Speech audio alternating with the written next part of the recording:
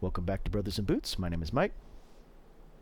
Name is Jeff. And as you guys will notice, we have an extra person with us today. So today's episode is an interview with Chris Wells. This is Chris. He's known as Chris of the W. He also runs the Boot Wiki on Instagram.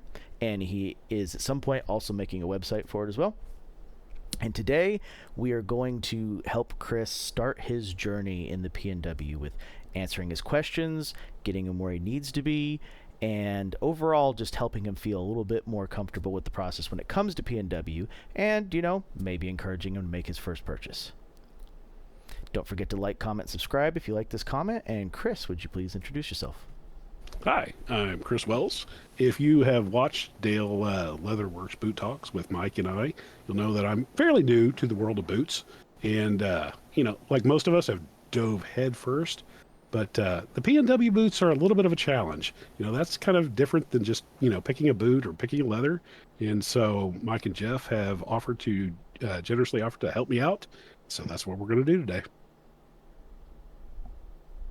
Hey, What you drinking, Jeff? people apparently want to know private pick of Russell's Rye tonight. It's from the KBA Urban Affair in 2017. Very few rye picks out there. Great stuff. I don't even see Russell's Rye regular in my state, so what would I know? It's true. That's true. That's actually why they had a hard time getting it. When they came out with the Russell's Rye, they had intended to do picks right off the bat, and it was number one. I decided to go through a store in Tennessee, and I was number one on their list and number four nationally to get a pick behind the initial ones, which was basically the Kentucky big stores. And it fell apart. They're like, oh, we don't have enough. And they called the whole fucking thing off. So there's only been a total of like 9 picks ever.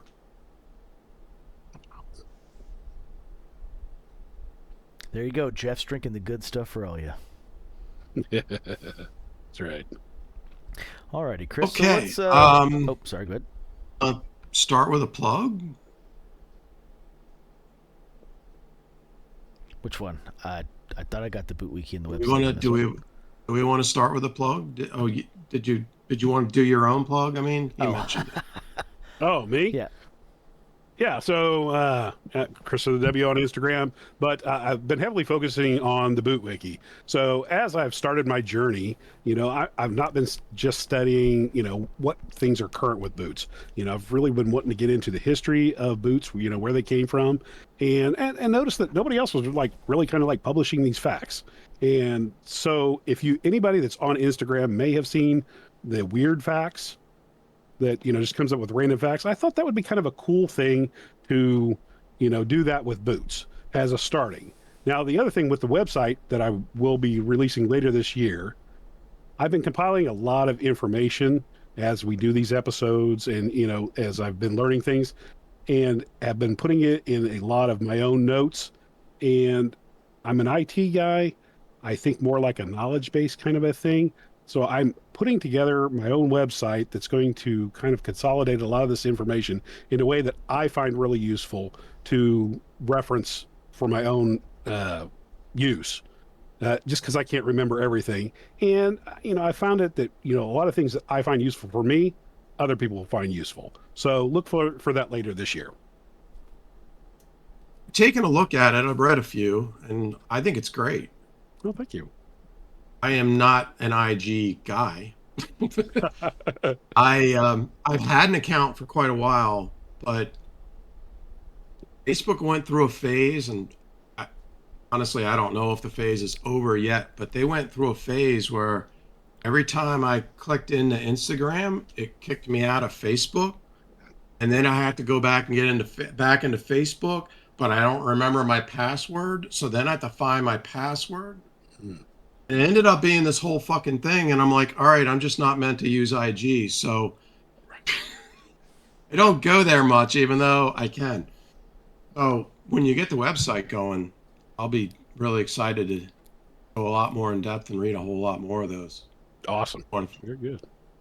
I'm a bit of a history nut, and I like word origins, stuff like that. I like to think about words and stuff like that. So what I'm seeing so far, it's gonna be right up my alley. Awesome. Very good. To quote Phil from Ashland Leather, oh, you like history and World War II, huh? What 40-plus-year-old white guy doesn't?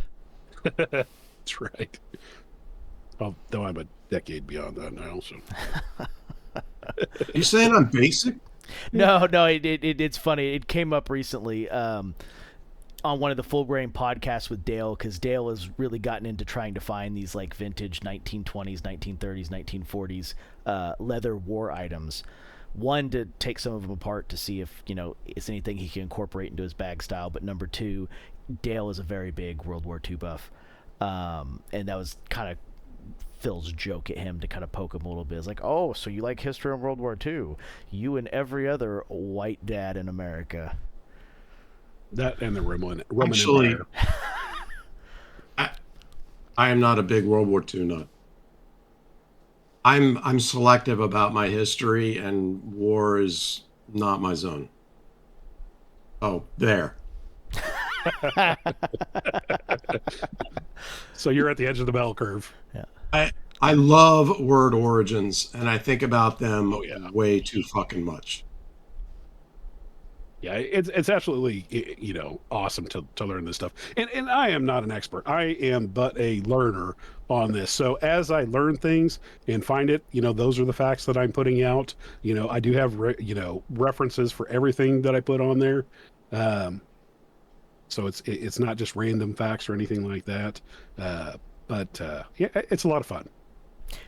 Don't worry, the next two Brothers in Boots episodes will quickly show that all these terms and definitions we have in shoes and boots don't mean fucking shit. Not a goddamn thing. It Nice. is muddy as fuck, and it will forever stay muddy as fuck. Let me show you the 7 different styles of Norwegian that only slightly differ in a tiny detail but do something entirely different.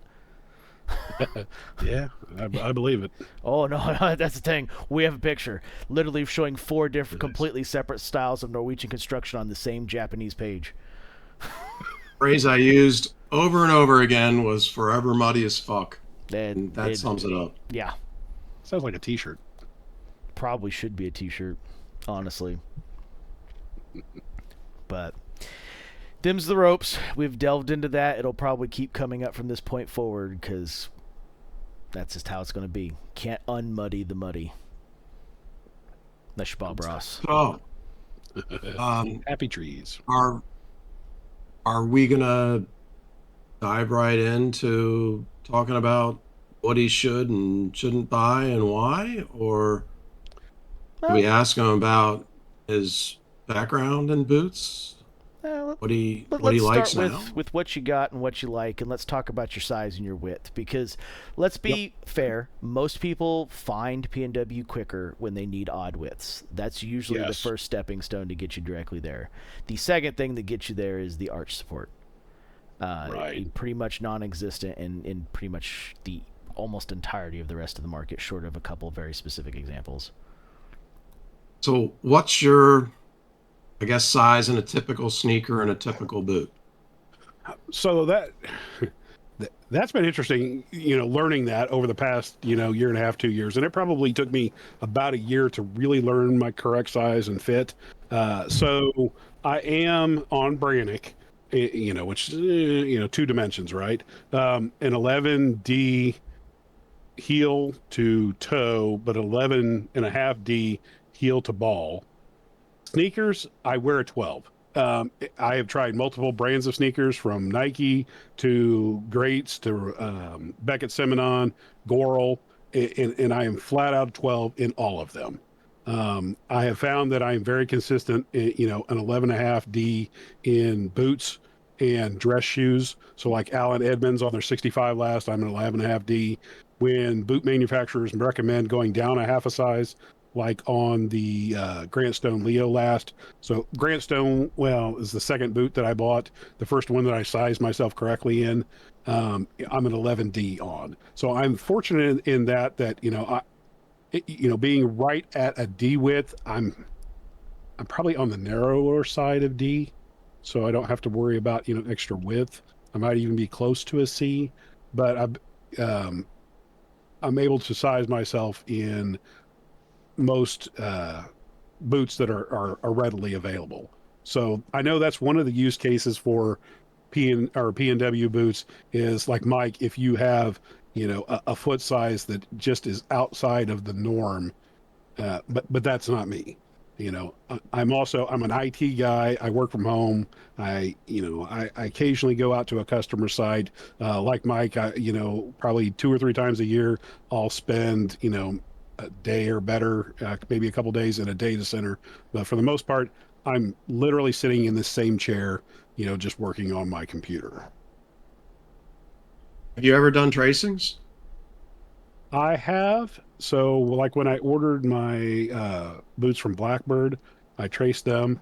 I'd have to look it up. I'd have to, I've got it in centimeters. So let me see if I can find this. Should I Google Blackbird, or does somebody want to explain it It's to an me? Indian. Is that a bespoke? Is that handmade? Is No, that it's an Indian shoemaker. They do custom boots like the Indonesians, so it's very Indonesian price scale. Yes. you're not getting any cows from them? Actually, they use Horween. So I got Horween patch grain leather. So if my left foot is like 28 centimeters by 10 centimeters, and my right foot was real close to that as well on my tracing. With the tracings question, I was actually angling towards width, because there's quite a bit of people out there that are positive that they're a D, and they've been measured on a brannock at a D, and everybody's always told them that they're a D. And when they actually do a real tracing, they get told, you've got wide feet. And they've got to adjust and not believe them. And I'll be honest, I don't know. That is one of the challenges with this, whole boot thing, is trying to figure that out. I know the brannock device that I have, I'm closer to a C on, but I'm not convinced that that's accurate. I'd have to send you guys like a photo of that. I bought it from Amazon. It should be a genuine brannock device, but it's the one that is both male and female. Mm-hmm. Yeah, the yellow or the blue pink one. I know which one. Pink one. Mm-hmm. Correct. So I'm not sure that that's accurate. Yeah. It's probably accurate enough from a certain perspective, but Jeff's not wrong. Like, I always knew I was a wide width because I always wore the 4E tennis shoes. I would have never guessed that I was a double F in boots. Right. And not only did I wear 4E in tennis shoes, I had to size up a whole size to make it fit on top of it. So. Okay. Now, I will say this. Go ahead. Stores don't typically sell anything but a D, because it doesn't sell, and they don't want to be stuck with inventory that they have to mark down on clearance to get rid of. And the boot companies don't often make wide widths for the same reason. Right. Oh, if you're a salesman in the store and you got a guy come in and he appears to be, say, a 10E, and you don't want to lose a sale, you're going to go back there and you're going to go grab a 10.5D and hope it gives him the extra width that he needed. And then forever on, he thinks that he's a 10.5D when he's really a 10E, as an example. Right. Now, I will say this, of course, I'm up to 19 pairs of boots, from various manufacturers. So like in Grant Stone, the Leo Last, the first one I ordered was an 11.5D. It felt a little bit roomy. I do have an 11D now in the other 6 pairs that I have. And there was just a slight bit of lateral room between, in the toe box. But through the heel and through the quarters of the waist, it is a perfect fit. And so that's where I think I'm a little bit on the more closer to a straight D to maybe a little bit narrow D. Now in saying that, my Trumans at an 11D and my Bordeaux's that are a 44E fit me perfectly. I mean, I could not ask for a better fit. They're not too snug, but there isn't that any lateral room at all on those. Yeah, the Leo Last I find kind of narrow, so you're definitely on the narrow side. Right. Which I think they're actually using an E width on that they say is a D, but I don't know for sure. I can tell you my 6.5 triple E's, which is the biggest width that they make, are not big enough, and I've sold every pair that I have. So there's probably a strong argument that you could fall into a C width with PNW. Yes.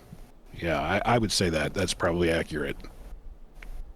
Yeah, because I think, like Bordeaux, I don't know if they're using American last, because aren't most foreign last a little bit more narrow than what they can be. They can be. Yep. Because my Blackbirds Depends on the foreign. Do what? Depends on the foreign. Yeah, Right. Japanese. England is usually wider. Yes. Okay. Yeah. I've read many times, and if this isn't one of your boot wikis, I'm guessing it'll probably be one soon. Mm-hmm. Americans using that D has been more about vanity and cramming your feet into a foot that makes you look better. Whereas the English, their boots actually run a little bit wider, and so their regular one is more of an E. And I've heard that Canada is like the same. So, Okay. the UK's and Canada's normal width, I think, is an E, even though they don't say it's an E. Okay. I think it goes along with that size being a size different. Like if you owned, I think you said you used to own a pair of Doc Martens. Yeah. If you wore a size 11 boot, you'd be buying a size 10 Doc Martens. Well, so the Doc Martens I have are actually a size 11, but I just bought them online and I didn't throw them away after the last time, but I will never wear these again. These just feel so sloppy now, and they really did hurt my feet. Yeah, no, they could be oversized. They use a UK size, which is a size different than an American. Yeah, these are a 10 UK and 11. They're 45 EU, 10 UK, 11 US. But they have plenty of room in them. I never, my toes never touched anything as far in the toe box. Now, you did bring up a point that we probably should talk about is U.S. vanity sizes. And, that's one of the things is, me learning more about boots and talking to people is how many people do insist I am this size. And it's like, you need to forget about the size. It should be about how it feels on your foot, not about the size. And then the old, when we were taught as kids, you should have a certain amount of length at the end of the toe. It's like, your parents did that so you didn't outgrow them in the year that you that they planned for you to wear those. That's not something as an adult that you should care about how much there is between your toe and the end of the shoe or boot. You will care about that with Pacific Northwest because of the arch support piece, because that piece does ease. Awesome. Very good point. Well, it curls upward as you break it in too. Yep. Okay. So you get more toe spring as it breaks in, which is effectively shortening the boot a little bit as well. So that's one thing I hear a lot about toe spring and how things on like unstructured boots, you get more toe spring versus a structured toe. Toe spring is what? The toe coming up. It's sometimes called gawk. Okay. So how does that affect wearing the boot? So too much toe spring will hyperextend your toes and cause your sesamoid bones in the ball of your feet to stretch and rub together. and potentially be inflamed or painful. Not enough toe spring puts all your weight on your toes and causes tons of problems with your arch area. Okay. So this is why people who are young enough when they start zero drop shoes can build up the strength in their arch to be fine, but by the time they're in their 60s, they'll never be able to wear those zero drop shoes again. The muscles in your feet have just worn out too much because you're using your arch to support all the weight of your body. And then once again, put some heel on it, and it makes it even worse. The toe spring is to help the foot sit in a balanced state and roll through, whereas like you see a woman wearing high heels, there's no toe spring in high heels. So it's just putting all your weight on the toes, and then whatever the toes can't handle gets pushed through the arch because the heel's doing literally jack all. Okay. Very good. So, are we at the point of asking questions? Yeah, sure. So So why would somebody like me contemplate getting a PNW boot? So I don't work a white collar job. I do work a white collar job. I don't work a blue collar job. I don't stand on my feet for a long period of time. What are the scenarios where I might consider a PNW boot? I mean, I think first and foremost is arch support. It's something you can't get anywhere else. That's a big reason. Width, we talked about earlier, is a huge point that would lead towards that. Customizations, American made. Potentially you want something that you could work hard in but don't have to. I mean, have I missed any, Jeff? That's a lot of the really big ones. Overall quality is included in what you just said, and sturdiness was the last thing that you said. The support is important for multiple reasons. So part of it is the fact that as we age, those muscles start to deteriorate and stretch, and they don't hold themselves as well anymore. So people as they age start, and I don't know, you're probably getting to that point. I'm at that point where you end up with some arch pain sometimes that never happened to you before. Maybe you used to wear a pair of shoes that you could have gone and walked 2.5 miles to the 7-Eleven to get a Slurpee, but if you tried it now, you'd have to elevate your feet for a few hours because they just won't stop hurting because your arch is just all stretched out on you. And if you're just walking to your car and walking to the office, you're not walking enough to necessarily feel that. And maybe you're not actually there yet, but everybody seems to get to that point. I have definitely experienced times where I have felt my arches pulling.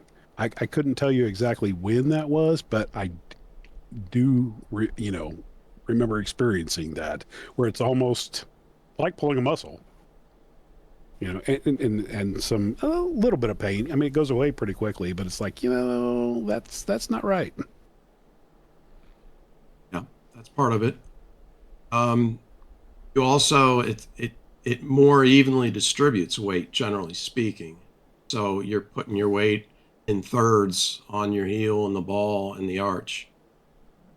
Whereas the other things that you're wearing, you're not putting any of it on the arch, and it's going to be varying degrees on the heel or the ball. Okay. So when you distribute your weight better, your feet go longer without hurting. Now this aids also in times where you're standing or walking for extended periods, correct? Yes, it also helps for people who sit all day long and their quads and glutes get super tight, which will shorten your leg length, which puts a lot of strain on your arch. Okay. I definitely qualify for that. Mm-hmm.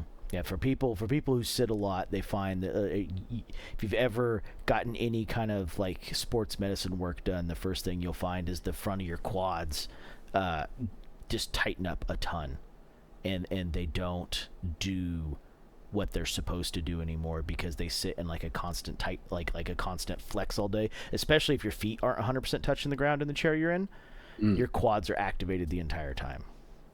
Okay. And that's the easy way to test that is to stand up, bend over, and try to grab your toes. And if you can grab your toes without your legs or your knees bending, your quads aren't tight. But most of us will find, especially if we do white collar work, that the second you touch your toes, your knees are actually bending a little bit to pull that off, and it's because your quads are too tight. That is interesting. Mm-hmm. And obviously, as your quads get tight, then your calves get tight, and then your Achilles gets tight, and it all just kind of works its way the rest of the way down. The other thing is arch support is an interesting. We use that term, but arch support is what it's doing, but that's not the end goal. The point of arch support is to keep your foot in a relaxed position. So when you're in the standard Pacific Northwest where your heel's cupped, your toes are up, and the arch is there, it should feel like your feet are setting up like on a table at the end of the day where your foot's in a very relaxed sitting position while standing.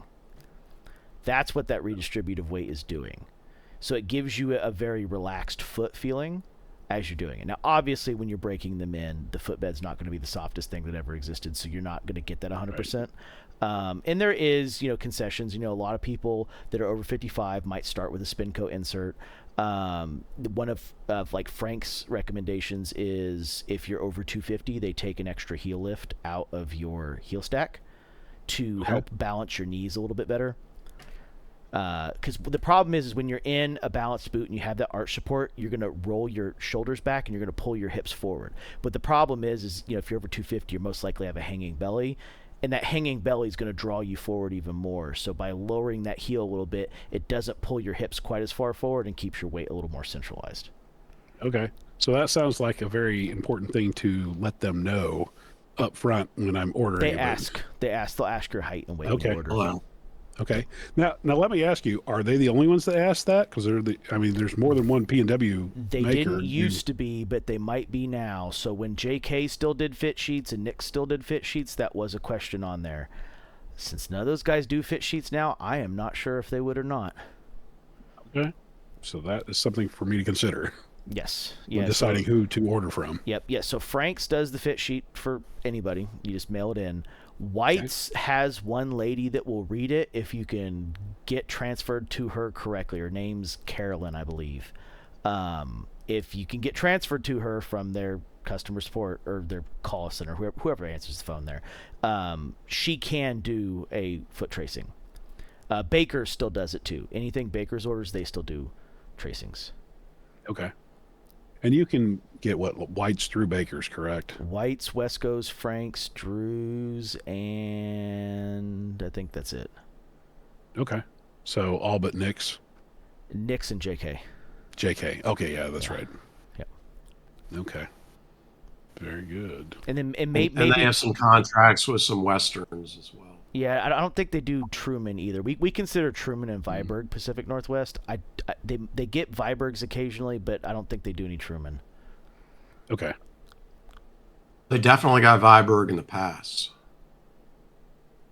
Right. Not sure but neither one of those do the custom, have the arch support and stuff that the other Correct. PNW boots yes, do, correct? They're not providing the piece in there to pull it off, yeah. Okay. Because the arch support's actually a piece. So above the leather shank, they put a piece of leather that's skived on the front and back in the arch position on the last to provide that support. That way that gap's not collapsing down. Right. Okay. Yeah, so from a cowboy boot perspective, you think of like old cowboy boots. They custom made a shank to pull that off. The PNWs are just doing it with leather. And the reason they use a leather shank and a leather arch supports piece over metal or some other like synthetic that doesn't compress is exactly that.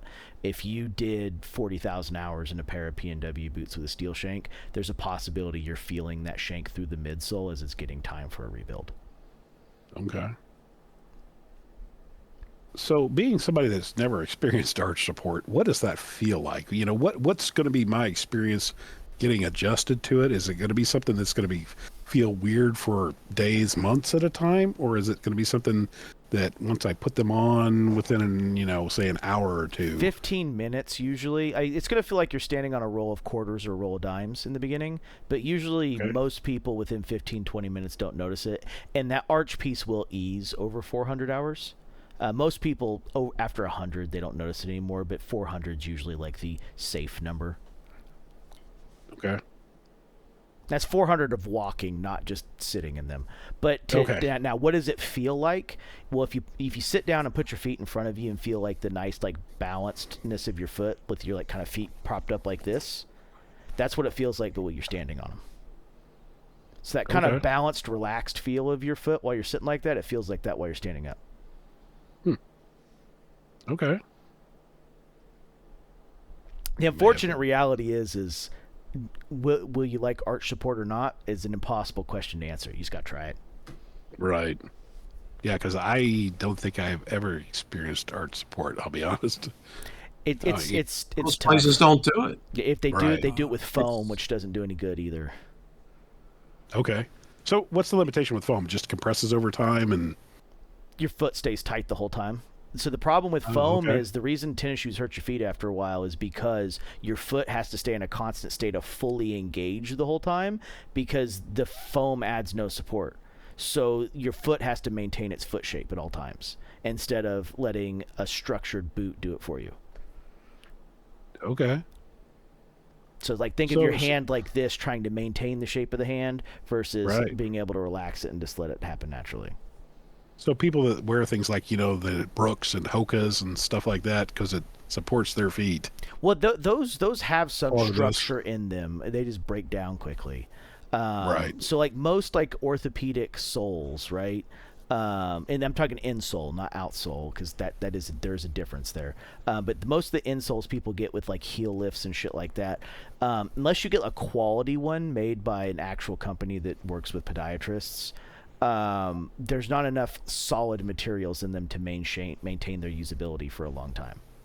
They need Celastic, styrene, like something in there that is going to maintain the shape and add that support layer in. If you just throw essentially a contoured foam block in there, it only does, for a little bit until you ease out. And most people will notice, like I said, within 15 minutes, you won't notice you're wearing a high arch boot. The biggest thing you'll notice is just the weight of them, realistically. And, give it a couple weeks, you probably won't even notice that no more. Right. Okay. It's dangerous to offer an arch from a shoemaker's standpoint. How so? As I said earlier, a lot of salesmen, your foot is a little bit wide. They'll try to put you in a piece of footwear that's longer in order to get the arch that you need. Okay. Well, if they were to do that on a piece of footwear that had an arch in it, your arch would be in the wrong place and it still wouldn't fit. So when you're offering an arch in your piece of footwear, you're literally doing it because it's what's best for the customer, not because it's what's easiest for you to do. And having an arch too, and this is where this is why the fit sheet's important, is because they're gauging one thing that's impossible to gauge with a brannock. And I'm going to say this aloud. It's going to be kind of difficult to understand, but just try to imagine it in your mind. So when it comes to PNW footwear where the arch placement is key, how much length is in front of your toes doesn't matter quite so much. You just don't want to black your toes out, which is where you make contact with the front, lift your toenails, and black the front of your toes out. It's where the arch is. If you have, so they usually say 5/8 of an inch or an adult thumb. But the reality is if the arch is in the right place and you have an inch, you're fine. The reality is if it's a 1/2 inch and the arch is in the right place, you're probably still fine. And the reason for that is the arch has to be in the right spot. Now, you have a problem when you measure heel to toe, and that is you don't know the length of people's toes. They're vary. Right. So the reason the original brannock device did heel to ball is that's how they would size your footwear when they measured you, and they do something called a bump toe where they add a piece of leather to the last to add a little bit of length if you had long toes. So what most people find is if they have short toes, their arch fits a little bit farther back. So it's a little too far back. And people with long toes find their arch is a little too far forward because they're trying to maintain that gap in the front of the toe to not black your toes out. And the arch position's not the same between two people that are, like, say, a 7, right? Depending on your toe length, two people that are 7 could be a 6.5 heel to ball and a 7 heel to ball. And they're different. The other reason for leather and not the cowboy boot style where they'll just bend a nail to make that arch support is because it's leather, you can be that half size off and it'll break in. What you can't be is a full size off. That's when you're going to have problems. And there's another problem there too, is if you're full size off in length, say you use Jeff's example where they just give you a slightly longer size and ready to wear to make it work. Now, some of your arch is sitting on the heel stack, and the heel stack will not break in quickly. So you get too long of a piece of footwear to make the width work, especially with a leather heel stack, you've got a problem, because now you're breaking in potentially an arch and heel stack. This is why there's usually quick ship options in PNW, but they oftentimes don't have a lot of in-stock sizes, except for the most common sizes, and even then they'll still, well, they used to ask you to do a fit sheet first, but obviously only a couple of them are doing it now. So yeah, that's I was gonna say the heel stack length is not something I've heard of before. It's not the heel stack length. So that they size. So every 2 sizes adjusts it down. So you have a heel stack on what's called a 10, which is the size of the cap. So is that? So that's not here? That's not how they measure it. Yeah, that's what I'm talking about. That's where your arch could be there. If that boot was too long, your arch would be where that heel stack ends, which is called the breast of the heel. Right. And you don't want to break that edge in. If you have to, like, so when I first started my journey, I had a pair of Nicks, and they sized me an 8 double E. 8 double E is not my size. I am a 6.5 double F. And for the first 600 hours, they couldn't figure out why I was having pain in my feet. Well, I was having pain in my feet because I was breaking in the fucking heel stack as an arch support piece. Okay. That's what I mean, because the heel goes forward between the 6.5 and an 8. You go from a 10 size heel to a 12 size heel. So that heel is a bigger heel. Now, once again, if the arch support piece is in the correct size, you can use the 12. It's not going to hurt you as bad because your arch is in the correct place. But this is a combination of the arch not being in the right place, the arch support piece being too far forward, and the boot being too long. It compounds, right? Like the anatomy of the foot matters. And as Jeff said, the reason they don't do it is it's dangerous. You know, when you get a pair of cowboy boots made, up until the 1960s, there wasn't really ones on shelf. You would go even into places like some Sears and Montgomery Ward, you would get measured in person. They probably didn't have anything for sale there. They'd send it off to whoever their manufacturer was. In Sears' case, it would have been Chippewa. Montgomery Ward, I don't know who the fuck they used. They had their Power brand. And it got measured correctly and sent back. And even then, if something was off, you could take it to a local cobbler who would fix that for you, because there was one on the end of every street. Right. You could make those minute adjustments. Nowadays, no one's going to buy a piece of footwear and be like, God damn, the arch support's in the wrong spot. Here, Steve from Beto's Level Works, here's another $400 to fix my arch placement. Well, I, as a consumer, I've been studying and learning about boots for what, like, I think 2.5, 3 years now, and I would have no clue. No. So what's, somebody that just put a pair on, how would they even know? Other than you'd experiencing what you did. Yeah, exactly. No, but you wouldn't know why. You'd feel it, be like, these don't feel right, but you wouldn't know why they don't feel right. Well, okay, so TLDR, it was Nicks. Okay. Nicks, their number one answer is put 500 hours in them and see how you feel, regardless. Like, I flat out told them, I have an 1 3/8 in front of my toe. This doesn't seem right based on your guys' guide. It'll break in. It's fine. Trust the process. There's some of that, and that is a real thing. If I, like, of the people who hit me up on, like, Instagram or Facebook, 9 times out of 10, it's a sizing question. And the first thing is, like, send me a picture, please. It's just easier if you send me a picture of you wearing them. And I'll point out, hey, look, you're sticking out real hard here. Hey, there's definitely too much in front of your toe. Hey, there's this. It's very easy to, like, give them the couple real quick symptoms that solve their problems. Now, if everybody bought from the brands that gave a shit about sizing, this wouldn't be an issue. But that's not the world we live in. You know, maybe they wanted a custom leather from Nicks. Maybe they wanted to support the Russian mob with somebody else. I probably shouldn't have said that aloud. Maybe goddamn, they had to have that fucking pair of Wescos or something, right? Whatever the answer is. we're not here to make boot purchases for people. We're here to help inform them to make better boot purchases. Whatever they choose to buy is whatever they choose to buy. We're just here to help with the stuff that we can help. Because there are some basics that between whatever process the brands give you that are universal. There is a toe placement. You can see when something's, too wide, when the eyelets don't come close to or come too close together, or they're too far apart. I mean, there's some dead giveaways. And we all learned them through attrition too, just like everybody else.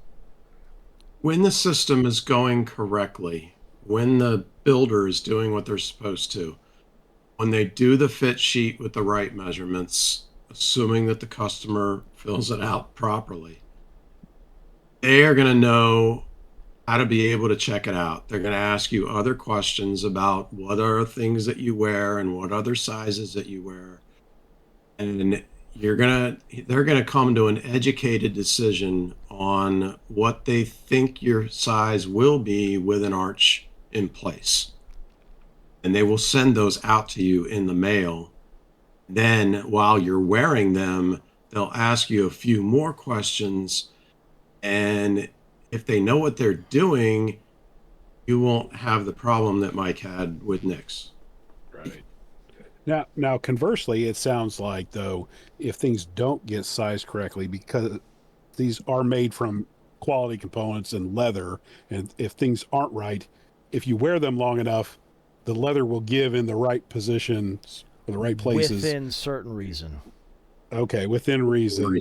So if it's wildly off, you stand no chance. Correct. But if you're close, it could wear in and become comfortable, but take a whole lot longer than if things were correctly proportioned. Yes.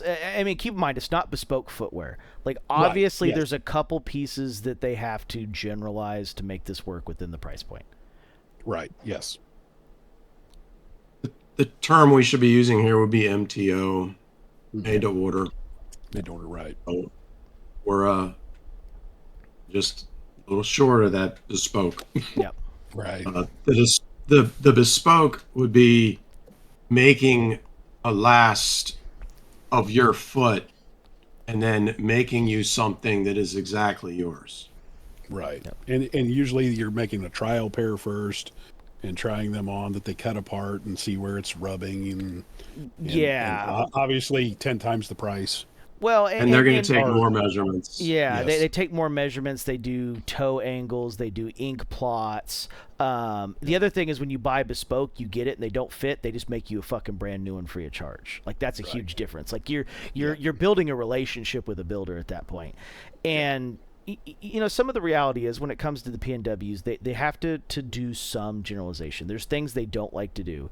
But, like, for example, both Wesco and Frank's think they're the only ones left that still do it. They do what's called a custom fit, where they do tack pieces of leather on to help.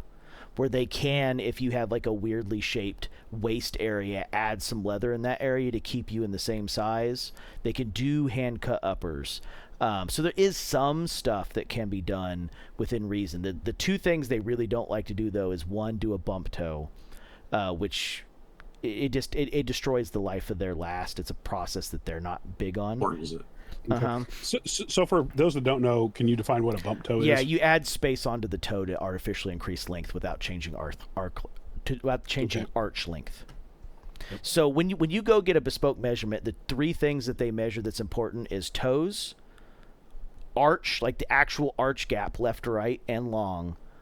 And on top of that, they get the correct orientation of your toes, which obviously they're not going to do in PNW. So can I do a little plug here?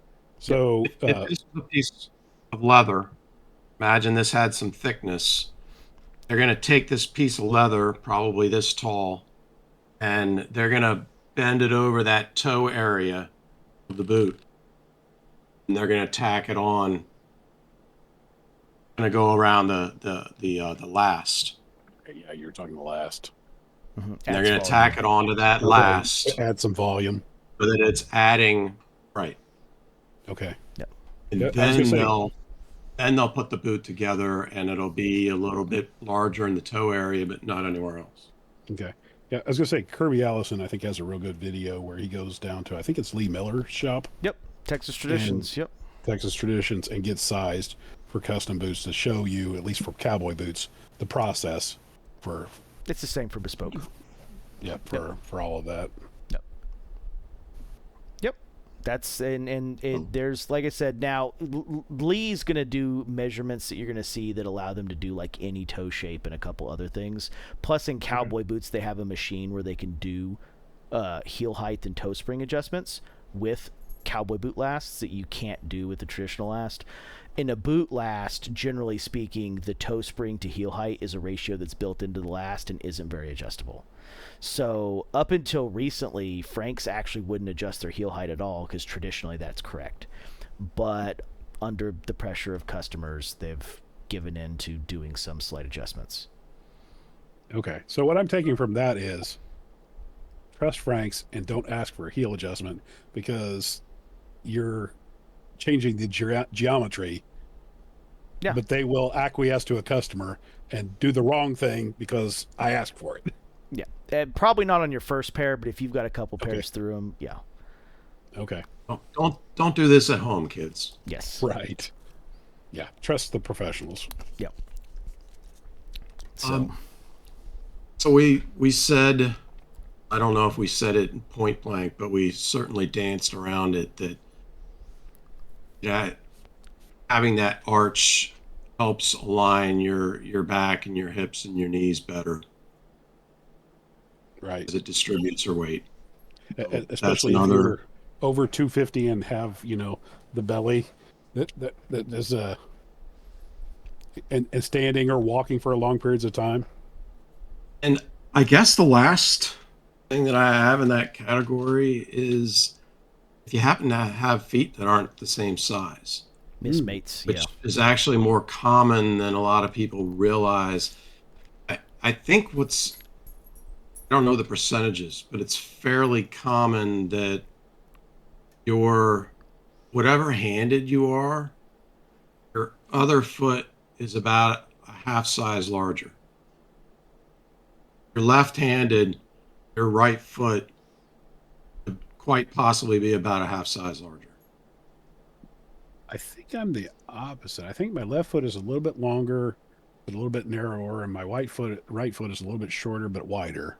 Yeah, see, that's what I fall into. Is I'm right-handed. My right foot's longer, but a smaller width. My left foot is shorter, but a wider width. The exact opposite. Of course, I'm kind of ambidextrous. I'm right-handed and my left is longer, but I've read that I've read that a lot more as being, I want to say common, because I don't even think it's that common, but I think it's more common than what you're saying. You're I'm weirdo all the way around. I'm weird all the way around. And that makes sense because usually you protect your dominant hand, so you're more likely, if you're right-handed, you're more likely to step with your left foot first. Right. Correct. And that's one of the things that I read in the reasoning. Yep. Yeah. So yeah, I mean, if you might find that one of your feet is a half size larger than the other, and you want to buy your boots that way. I buy my boots with my left size being a half size larger. Okay, so based on my measurements, I'm about the same on both feet, but I am 10.5 centimeters on width on my right foot and 10 centimeters on my left. Oh, that's a pretty big difference. That's almost a whole width difference. 5 millimeters. Yep. So I'm 28 centimeters on length on both. Yep. And some of that also could just be the state of your arches too. Like that's the biggest thing is foot length as you get that. Well, ignoring that point because everyone understands as you get older, your feet do flatten out a little bit more. But one negative of arch support is if you have collapsing arches. If you have a collapsed arch, the arch support boots will be a torture device on your feet. That's the one like major negative. Like there's people who dislike it, but if you have collapsed arches, yes, the arch support PNW boots are not for you. Yeah, I think I actually have kind of high arches. Well, I mean high or low. I'm just talking collapsed in general. But I don't have collapse. So that's good to know though. Mm-hmm. And it's not shocking you have high arches. White people tend to have higher arches. People closer to the equator tend to have lower arches. And it's just based on, distance. The colder it is, higher arch. Warmer it is, the lower arch. And I'm sure there's genetics involved in that too. Right. That's interesting. I still have anthropology lesson there. Yeah. So we started talking about the brands a little bit, as far as what. So when I think about it, is I'm a pretty average size with 11D. I can for the most part wear just about anything pretty comfortably. So I would imagine that I could probably go to about any brand.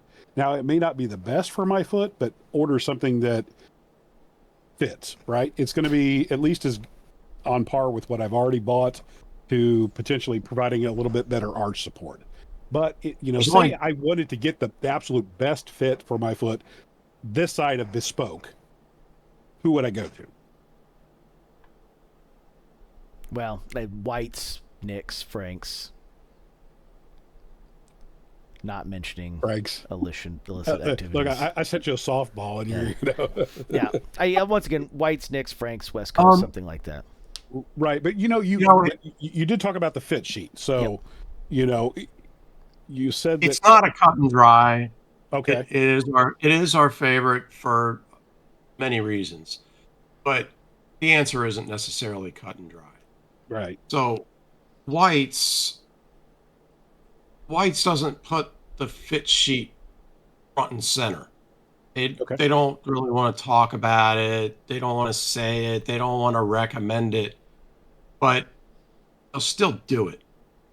Okay. And White's has the most lasts of any of them, so it gives you the most variety for just about any kind of footwear that you want to do. So White's Can I stop you right there? So if I do a fit sheet, will they look at the fit sheet then and then pick a last for me? No, they don't need to. Yeah. No, it'll be your preference.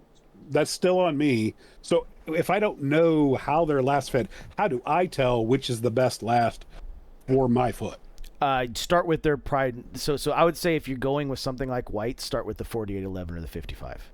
Those are their two biggest lasts that they use. They call it the semi-dress, but it's their 55.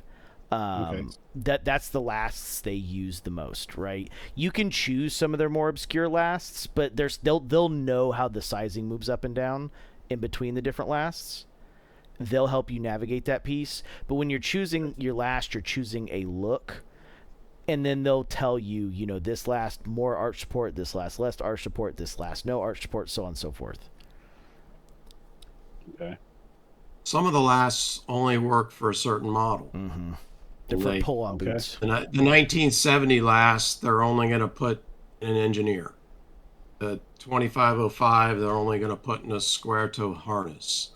The 5050, they're only going to put into fairly dressy boot. It's got a different toe shape. Maybe a little bit on the casual side. The 55 could go in just about anything. The 4811's probably only going to go into a work boot. They have I can't remember what it's called, but they have one that's that looks a lot more Munson in the front. It's like 1972 or something like that. It's 4 digits. I can't remember. They've got like 93, 37 or something. So do they limit? So if I pick a style of boot, do they limit what lasts that I can choose based on that style of boot? Or for some of them, yes. Probably. Okay. I mean, so are they? You can what I'm asking is, are they protecting me from doing something stupid? If I go to their site and choose it. Okay. They're going to talk to you and ask questions, and if they don't, then you need to make them answer the questions. You need to ask the questions to get them ask the questions. Okay, so if I don't hear back from them, that's probably a red flag. Is that an accurate statement? Yeah. Okay. Yeah, if you don't hear back from them, you need to call. And if no one gets you to Carolyn to talk about it, yes, you've got a problem. Okay. Very good. Oh, So let's say I'm White's, ordering from White's Jake. is the oldest Good. one. Yep. Yes. Yeah, they're White's kind is of the what they- oldest one. I think they're the oldest boot maker in the whole damn country. So they are a very old Yep. manufacturer, but they did get bought out by a Japanese company at one point. So Right. their But ownership in here, but they still have all their employees here, and they're still putting everything together here through probably the same sources.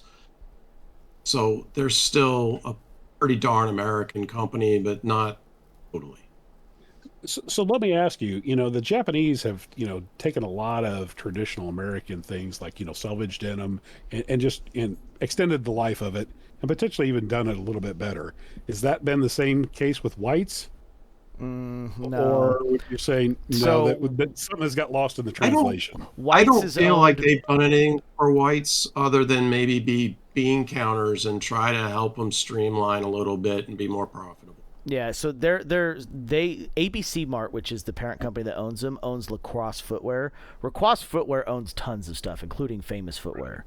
So they're definitely not that deep down the process. It's not like a Japanese manufacturer went and bought whites because they wanted to figure out what whites was doing and introduce more whites into the Japanese market or anything. It was definitely a holding company that picked up another company that owned whites. Okay, it's much more corporate now instead of that Well, heritage type. I mean, I don't know if their workshop's really that corporate, to be entirely honest. Like, maybe there's a couple people at the very top. Like, White's does a couple things differently than some of the others. Like, I know White's has more quotas than the other guys. I don't know if it's been 100% confirmed it's still the case, but there's a point in time that the White's employees were paid by the number of boots they made per day, not like an hourly wage. So there is like stuff there from that perspective, but I mean, short of some things that like a couple of their models, the sewing is done in the Dominican Republic now. I don't know which models exactly. No one's ever been 100% clear, but I know like for the Perry and the Perry Select, those are definitely sewn in the Dominican Republic. Maybe there's other stuff. I have no idea. They have a sliding scale in prices, and I'm assuming it lines up with it, or who knows? Maybe all basic non-custom stuff is sewn in the Dominican Republic now. I don't think anybody has that answer unless they work there. I know they still have a sewing department. It still exists. People still sew stuff there.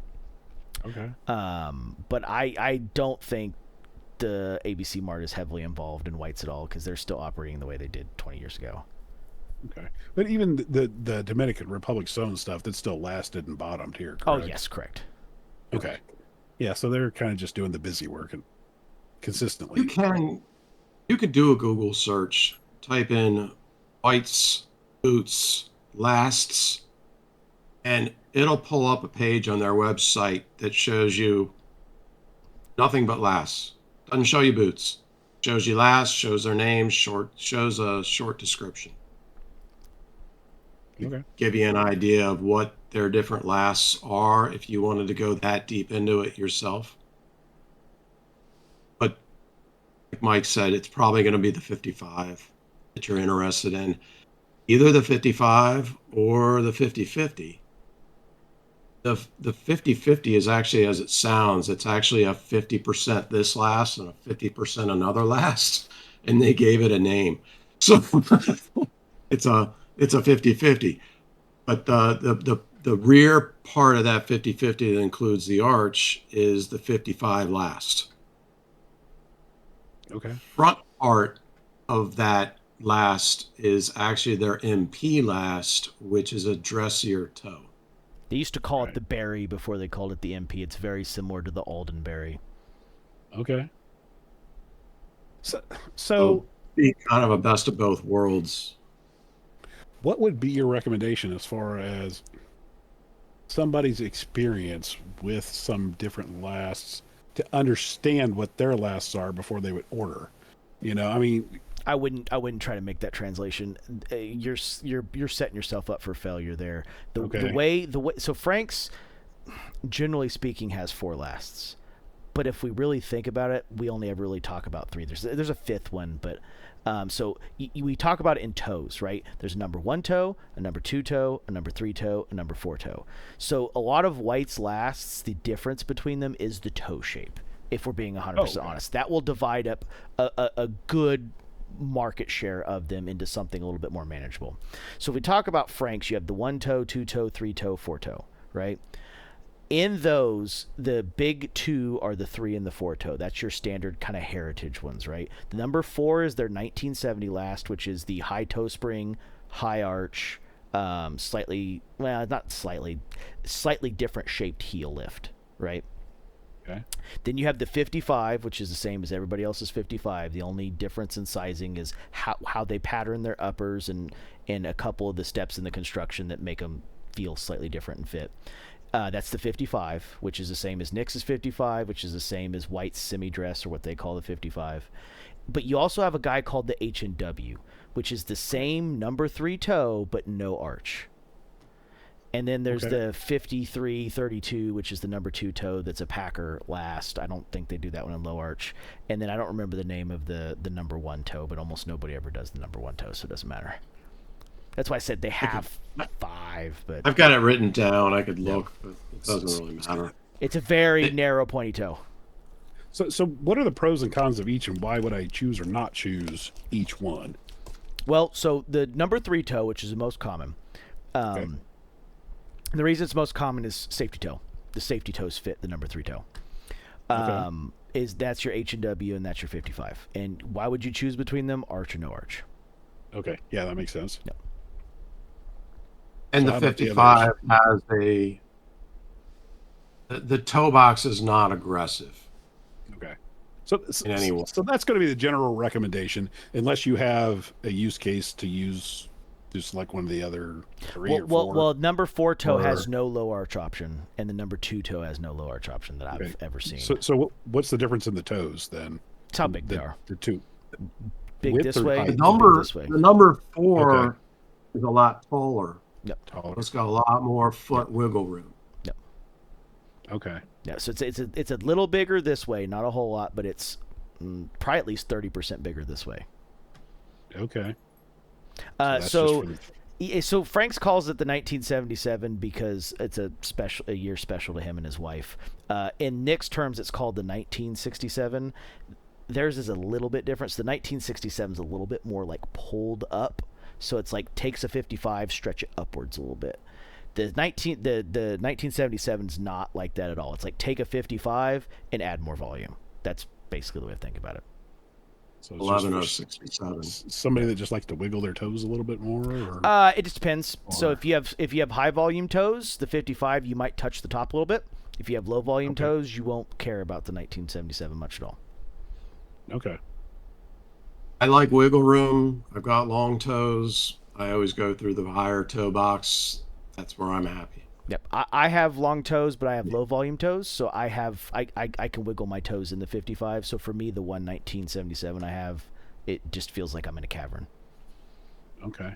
So comparing to, say, some more traditional boots, like, or not traditional, but more mainstream, like a Grandstone or like a Truman or something like that. Floyd versus Leo. Yeah, especially Jeff, with you having high volume toes, have you had Truman or No, the Leo last? He's an F width. He won't be able to wear any of those. Okay. Yeah. It's the Floyd I'm a versus the double Leo. F like him. So I mean, I went straight from like mostly Timberlands and Doc Martens that were too big for me so that I could get that extra width that I needed. Right. And when I got serious and then my arch started hurting me because I needed it supported, I just went straight. I did a ton of research and I went straight here. Yep. Okay. Yeah, the one he could do, Chris, is I study the fuck out of everything. Yeah, he could do the Floyd. Yes, same here. The Floyd is the one last he would be able to do. Just it's the lack of arch that's the problem. Right. So it sounds to me like if you went with the H&W last, that's really not giving you much, or not giving you the real value to what a PNW boot gives you over, other than Some construction. Okay. Yeah, But you're not getting. Some people like it. I've had H&W. All my H&W have been rebuilt to 55s except for 2, and those two have the Nix Delta arches in them right now. So. Okay, so you've completely negated. Yep. What the H&W last does. So that's awesome, because I have wondered. I've seen that and have been curious what the difference is. So yeah, if I just basically want to get a PNW boot that feels exactly like, every other boot that I have, get the H&W last. But if I really want to get a PNW boot for what they're really bring to the table, get one of the other last, like the 55 for me, since I am a pretty normal fit. Yeah. I mean, you might like some things about the 1977. It's got a little bit more sprung toe, so for especially uneven surfaces, that sprung toe does give you some benefits. Okay, walking on concrete, no, not really. So talk to me about that uneven surfaces, because I'll be honest, as I've gotten older, I've had some eye problems, detached retina, and I've got some inner ear problems that have, messed with my balance a little bit. So going across uneven ground is not as easy as what it used to be.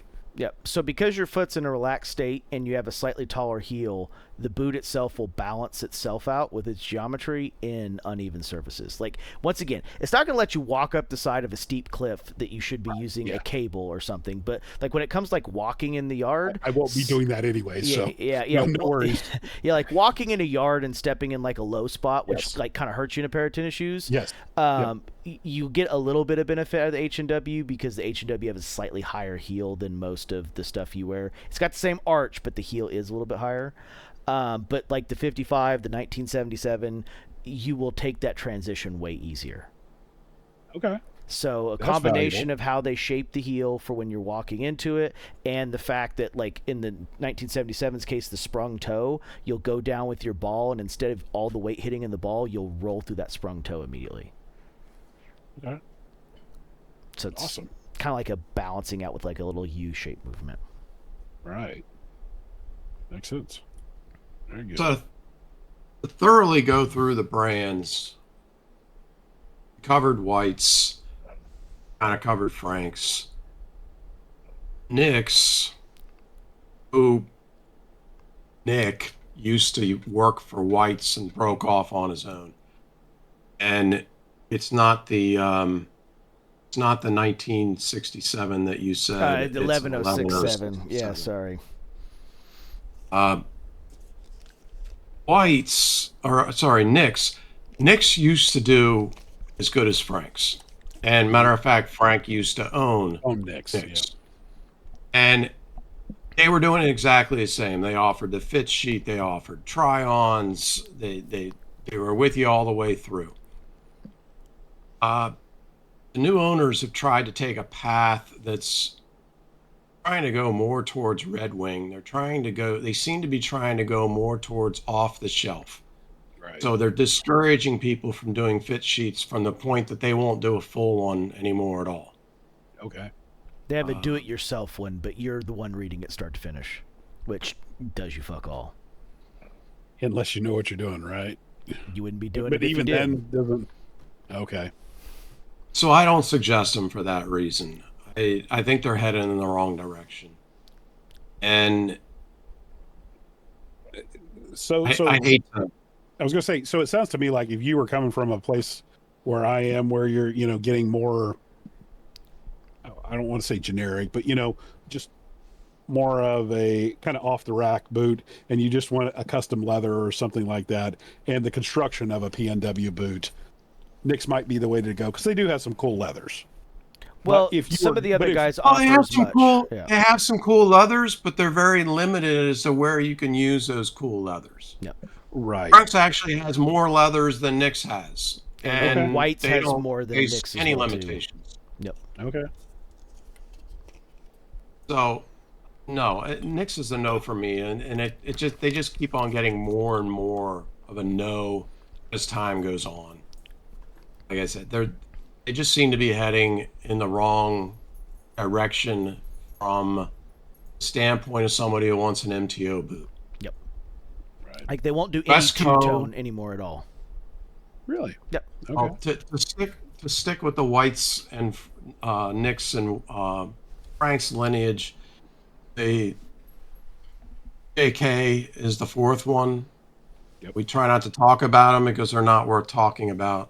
Um, their customer service is a lot less. They have a tendency of making their problems the customer's problems. They they have a lot more customer service issues. They have a lot more quality control issues, and there's absolutely nothing that they offer better than anybody else for that hassle. So they get written off faster and harder than all the others. No one else has produced multiple 2 left boots or 2 right boots like they have. It's kind of crazy. Okay. Wow. So the last one here in this category would be Wesco. Yes. Wesco does not offer an arch. So Really? they're a lot more normal. They're a lot more the same as pedestrian footwear, normal footwear. I don't know why they don't offer an arch, and it surprises me that they don't offer an arch, but they do not. Okay. They have some cool styles. Yep. Right. They have some unique foot geometry in their last 2. Like, they're not going to be purely flat like Red Wing, but there's no piece adding any arch support in their construction. They also have a 21-month wait right now. Okay. Yeah, I think don't they offer things like insulation and like Everybody winterized does. boots? Yeah. Frank's does. I think Nick's has one now at that new Stockton. They offer insulation as an option. A couple of the guys do. I think JK does insulation. Whites, you can always order it. The biggest thing is like Frank's, Wesco, and Whites, you can still get 2-tone boots. The other guys won't do any 2-tone at all for whatever reason. I think it has something to do with returns, and if you get a 2-tone boot return, good luck selling it. But yeah, Franks will do 3 or 4 colors if you want. Yep. Whites will too if you call them. Do you remember the VW Golf Harlequin edition? But I'm going to look that up when we're look it up real quick because someone actually made a boot from Frank's to match that Harlequin edition. Oh my gosh. And yes, I don't think they actually make it. I suggested it to people several times. I think Brandon made something real close. I think that's why he was asking for lime green the other day.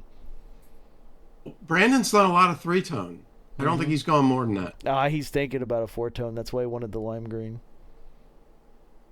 Though he might have discarded that pretty quickly because he was asking about University of Virginia colors. For anybody watching, look that up. You won't be disappointed. That was a real model. Yep, that was a factory color. Factory color. That was a factory color. That's a factory color. Yep. That's not a color. Well, sorry, a factory. Well, I mean, you chose the Harlequin edition as your color, so it's a factory color. Right. Okay. No. It wasn't a Harlequin edition like you'd have an SE or a GT or trim or whatever it's called. Yeah. It wasn't really an edition. It was a paint job. Yep. Yeah, that's like we ran out of paint and had like 5 buckets of different color paint. If you bought that car in the color column, color was Harlequin. Wow. Yep. That is funny. So, Wesco still offers a full fit sheet, and they don't shy away from it either. I don't know if you can see that. Oh. No, it's too bright. No. But it's not going to come through, right? Yeah, no, it is like every basic color there. Yeah, red, yellow, lime green, blue. Blue. I think there's a white quarter panel or something on there. Maybe it's a rear panel. I don't remember. Oh, yeah, I see. Frank still does a full fit sheet. And okay. Frank still does a try-on pair. And Frank's will go through everything with you and ask you every question imaginable to cover every little angle of you. And they'll let you do virtually any combination of things and any combination of colors and any leather on any model. So, go ahead. Oh, go ahead. I was gonna say, and I've gone to their website, and they really do have a really awesome selection of leathers. I mean, various price points. So obviously, the more expensive, the more premium the leather, the higher the price. A lot of it has to do with yield per hide. They're priced based on how many boots they can make out of what it is. It's a big portion of it. Yep. And you know what? Talk about that, because you've talked about it in some other episodes of this and on Dale's Boot Talk, how Frank's clicks their leather versus some of the others. Yes. So there's two things that Frank's does that's a little bit different than everybody else. Number one is, unless you're ordering a Patriot, you will get all the leather of both of your boots from the same bend. Meaning, there's a whole cow is a bend, and it's split down the middle into two sides. If your boot comes from not that same bend, it's a Patriot. Otherwise, all of your leather comes from the same bend. There's areas that they avoid. Even in the limited edition leathers, they're offering limited edition kilties at the moment, which was basically the scraps that they couldn't make. So, like, say they had two kudu brandies, they're not putting two hides together to make your boot. It has to come from the same bend. And that's for a couple reasons. One is color consistency. Number two is, once you get down to what's left, the quality of pieces aren't quite as high. They're going to have more fat lines, manure burns. I mean, they once again, a Patriot will never have belly. It'll never have top spine. It'll have very little skirt. They're never going to include those things in your boot, right? Not all brands are that way. I will say Nix is a lot pickier than most. They sell a lot of scraps because they don't include belly, top skirt, or stuff like that. Some of the other brands, it's hard to know exactly how much they do of what and where. Whites, I can tell you, especially like in the waxed fleshes, don't be shocked if you have different panels that are different colors of the same, cinnamon wax flesh or brown wax flesh or black wax flesh, olive wax flesh. Don't be shocked if they're different. And so they are very diligent about that, because that's part of what you're paying for. Now, if you are a customer like me who they know likes certain characters, they'll prioritize those characters ending up in the toe area versus the uppers. But, like, for example, in horsehide, they will try to make sure the wrinkles end up in your uppers pieces, not in your vamp pieces. Unless you're Mike Smith, and then they'll try to make sure all the wrinkles end up on the vamp pieces. Now, can you request that if you're, let's say, a new customer? You can, yeah. Okay. You just got to let them know up front that that's what you want. Okay. So if you love you very tell them you want the more character and pieces on the vamp, not in your uppers. Yep. Sweet. Now, is Frank's the only one that'll do that? Nix has a cutter's choice where you get to kind of pick. Okay. But now, do you have to explicitly ask for that, or will they? That's the opposite. That's them picking. Oh, is that Cutter's choice is them picking. Oh, I thought they gave you an option with that. Okay, well, but they're not doing the cutting. Well, Cutter's choice. Yeah. Their choice. But I don't think anybody else really does that. No, I mean, maybe Wesco might. I'm not sure. Wesco will let you send leather in, so maybe they would. I mean, they're probably not going to send you pictures of the hide for it, but you could probably request it. Okay. So it's a matter of the person to person, I guess, and who you talk to. Right. I haven't gotten real far with Nix or heard of anybody getting real far with them as far as trying to get picky and tweaking. Wesco has seemed pretty responsive to it at times, but there's other problems with Wesco. Frank's is responsive to it on all levels. Yeah. So, Okay. I mean, they're the smallest. They're a family business, and the people who work there love working there and work as a family.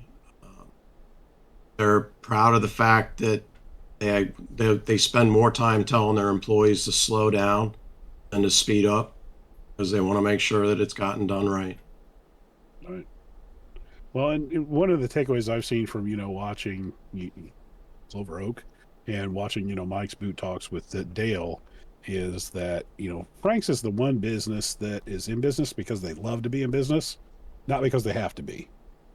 Frank could have walked away after he sold. He did walk away. Like 8 months, yeah.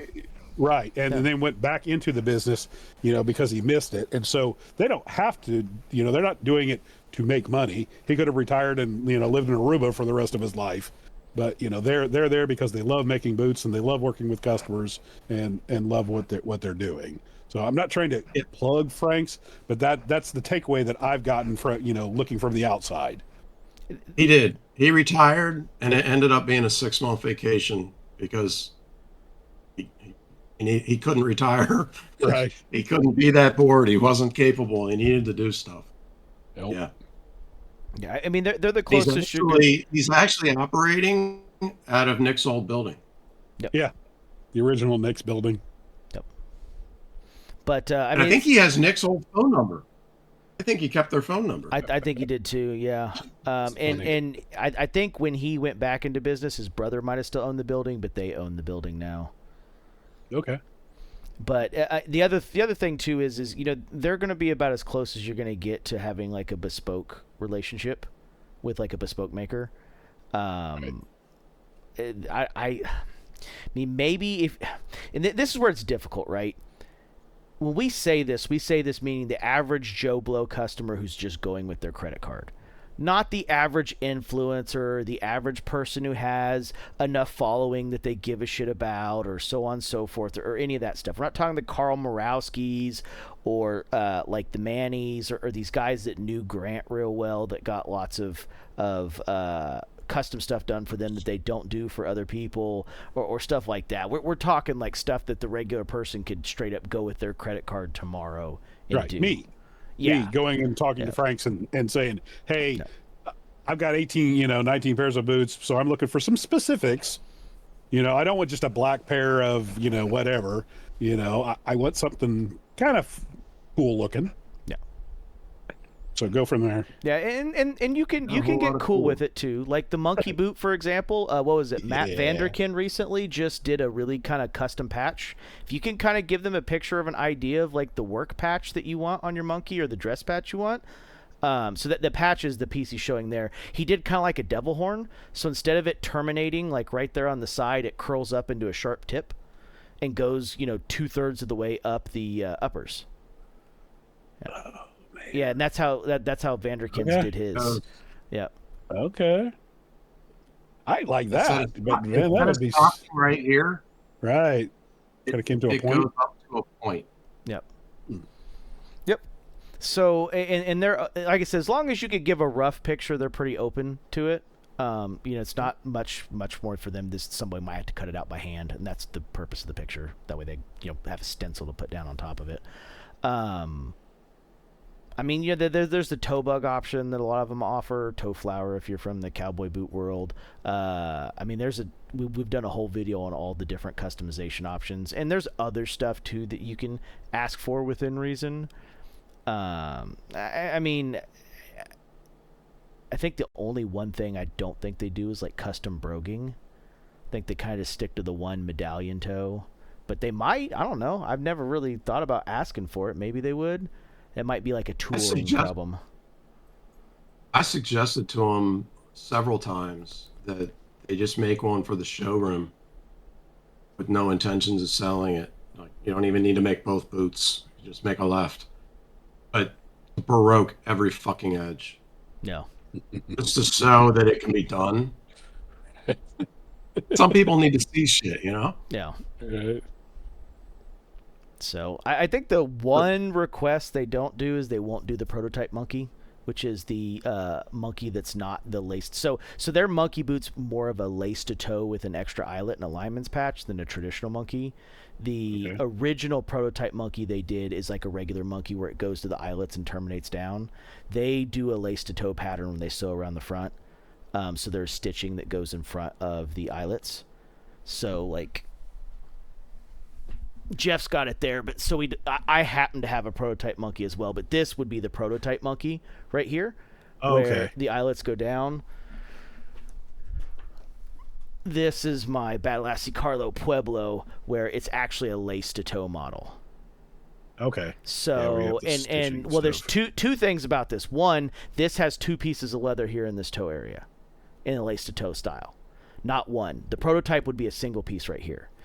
Number 2, there's actually 3 layers of leather right here.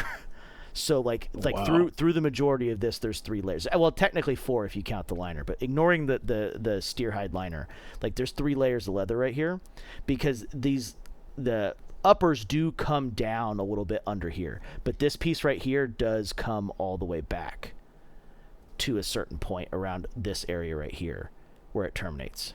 So what's the advantages or disadvantages of that? Okay, so lace to toe. Advantages: the whole width is customizable through this length. The disadvantages: you're bending extra leather and laces in those areas. So, like if you bend down all day, lace to toe is not a wise choice.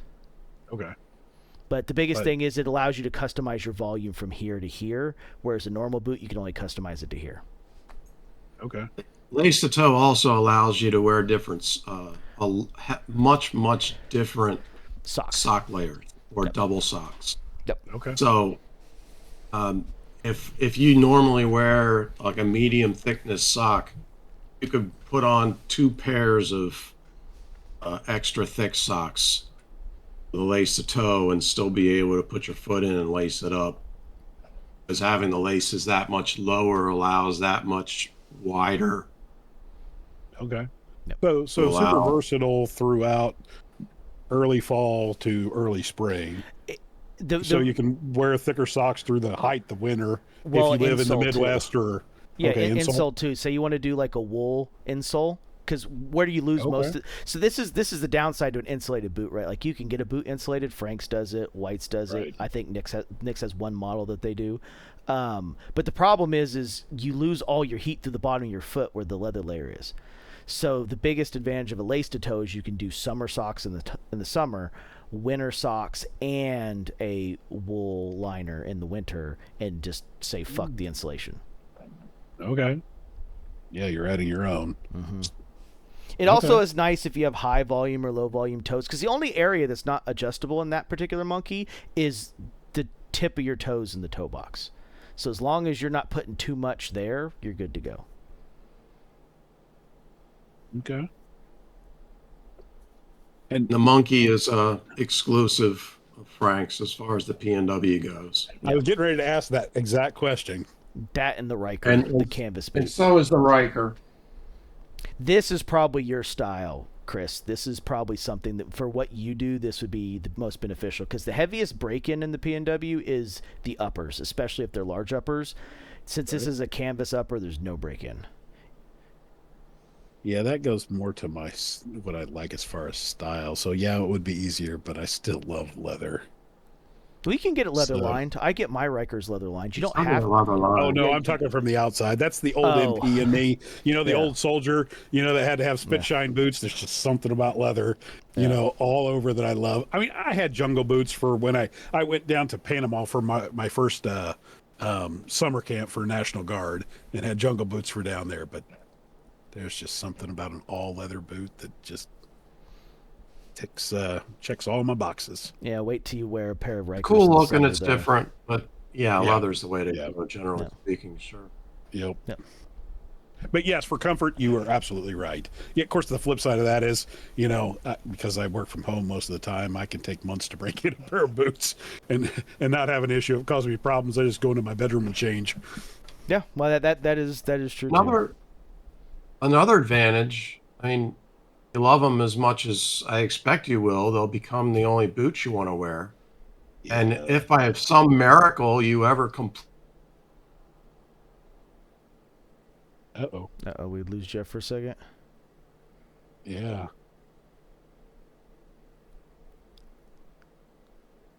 Well, longer than a second. And keep the uppers. Hey, Jeff, we lost you. I have fallen out 4 times now.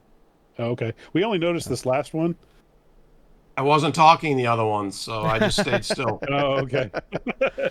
Well, we didn't notice. So if you could redo that train of thought. I don't know if I can or not. Where was I?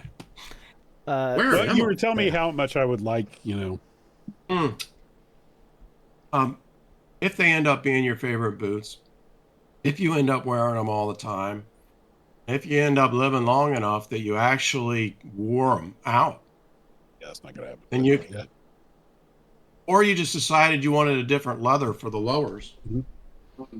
you can rebuild them. Okay, right. And rebuilding them would mean that everything above where my finger is going would be reused. Yep. Yep. Yeah, that I Everything have below that would be brand new. So all the work that you did for the ankle to make that fit your ankle perfectly and bend exactly where your ankle is still be there. So you wouldn't have to break it in all over again. So you do bring up a great point there, because PNW boots are pretty much the only ones you can do that with, or will they rebuild any boots? Within reason. So Within reason. Okay. yeah. So like, you know, my Grandstones or my Caswells, let's say I wore them out, would they rebuild those, or could those even be rebuilt? They wouldn't. If the market fell out completely, they were dying for business. Right. Maybe. Okay. Yeah. Right now they would say Maybe. this, so Frank's At that point, if they weren't familiar enough with the brand, they would have to say, send them in to us and let us look at them, because they'd have to decide if the construction was conducive. Yeah. Okay. So barring that, what brands could I count on to be able to be rebuilt if I wore out, you know, that lower part? Well, so pretty much just the P and Two terms are things. resole and rebuild. right. Yeah, not And we resole, need to because keep we those can resole clear. anything that's Blake stitched or Goodyear welted or hand welted. Yeah. So truly rebuilt, what brands could I consistently count on to be able to be rebuilt? Well, there's two things there. Number one, so All Frank's the ones we've named today. Yeah, ones we've named today, but Frank's owns Sad's Shoe Repair. It's in the same building. So a lot of these other brands, they can do a lot of the fixes and stuff on. But the biggest problem with rebuilds in general is the uppers have to be in good enough shape to do it. Most brands do not use a thick enough upper, or they don't line it to keep it thick enough for the uppers to be worth rebuilding. That's really the problem. It's the Thursday issue. Thursdays could be resold multiple times, but your uppers are usually, well, your vamp and your uppers on a pair of Thursdays are usually shot by the second resole. That Lafarque leather is just not good enough to get 7 or 8 resoles out of. Okay. So, I mean, this is a problem with lots of brands, just in the longevity of the leather itself. And it depends kind of on what you do, too. Like, if you do something that's particularly abrasive, where you do, like, tear through pants and stuff, like, say, I don't know, I'm just going to guess at a couple things, but say, like, you're an arborist who uses a chainsaw hanging from a rope a lot, you know, maybe your boots aren't going to be the most rebuildable, just due to the amount of damage you're going to do the uppers, right? That's a key thing here, is they're assuming that your pants are protecting the uppers well enough, whatever pants you're wearing, that whatever you're doing, you have the gear that it's only the bottoms that are being destroyed. Because you might send a pair back for rebuild and they're like, man, your uppers are too shot. This isn't worth doing. Okay. Now, of course, that also circles back around to the episodes you guys had on taking care of boots as well. So not just protecting that upper part, but also cleaning and conditioning and stuff along with that, correct? Yeah, it depends. Like, once again, depends on what you're doing. So Yeah, maybe that pair's had 2 rebuilds before and it's just time. Maybe your foot got too close to a wood chipper and you luckily didn't get it sucked in. It's hard to tell. There could be a million different reasons. Right. Maybe you kissed it with a chainsaw. Maybe you felt you were in, Guatemala and you fell down a sharp fucking waterfall or something and fucked up the whole side of them in shorts. It's hard to tell exactly, right? Like there's going to always be a limit. Some of it's going to be based on what uppers you chose. The one thing I will tell you that will destroy uppers faster than anything else is picking rough out uppers, because you will never get the dirt, the dust, the sand, and it becomes a fucking abrasive paste in them. Okay. Because that's why you have to use a brass suede brush to really get it out. But, like, rough out, while it has tons of benefits on the lowers, has fuck all. I can't even think of a benefit to the uppers short of wearing them not with pants. Interesting. Okay. Maybe if you tucked your pants advantage. inside, maybe, I guess. Yeah. Another advantage of being able to rebuild is, I guess if you want to change the color Yep. The knob of treatment. the lowers. Yeah, I mean, there have been people that have done rebuilds just because they're like, I want my lowers to be a different color. So Knob is a person in the PNW community. He has a lot of the PNW boots. The reason we call it the Knob treatment is whenever he gets bored of his old whites that he's had for 10 years, he's been sending them into Frank's to get them built into something else, and something usually kind of wacky.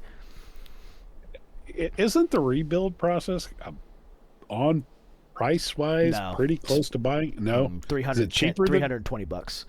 Rebuild's the one that none of us understand because it makes them almost no money. Like it's like $240 for a resole, which they make money on, but the rebuilds, like it doesn't seem like it saves enough of the process to cut the price of the boot in half. Okay, well that's good information too. Another thing is you might, by some miracle, find out 10 years from now that your feet have grown quite a bit. Right. Yeah. It's not uncommon as we get older for our feet to not only stretch out, but to actually grow. Yeah. You might find that for some reason, 10 years from now, they feel a half size too small. You could send them in for a rebuild and say, make them a half size bigger. Yep. They can adjust the size width. Or a half size or a width wider. Yep. Well, I can actually confirm that. I mean, from my size in my 20s to now, and I'm in my early 50s, you know, I am close to a full size, bigger, longer than what I was. I thought I was done growing. Yep. Yeah. And the same thing with gaining and losing weight. Gaining 20 pounds or losing 10 pounds both equally affect your size.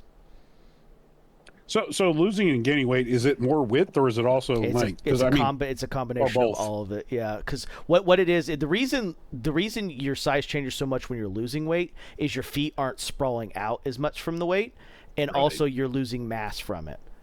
Yes. Gaining weight is generally speaking more width, less length, but I mean, everyone's mileage may vary. Everybody's feet are different. Like the one thing you will find is there is no science to sizing. It's more of an art than it is a science. There are rules and boundaries, but it's an art. Yep. Well, I know when I went to basic training, I lost about 40 pounds of basic training. And when I came back home and tried the loafers on I wore in high school, they were much bigger and looser than, then I effectively couldn't wear them. You know, they almost kind of fell off my feet. So, yep.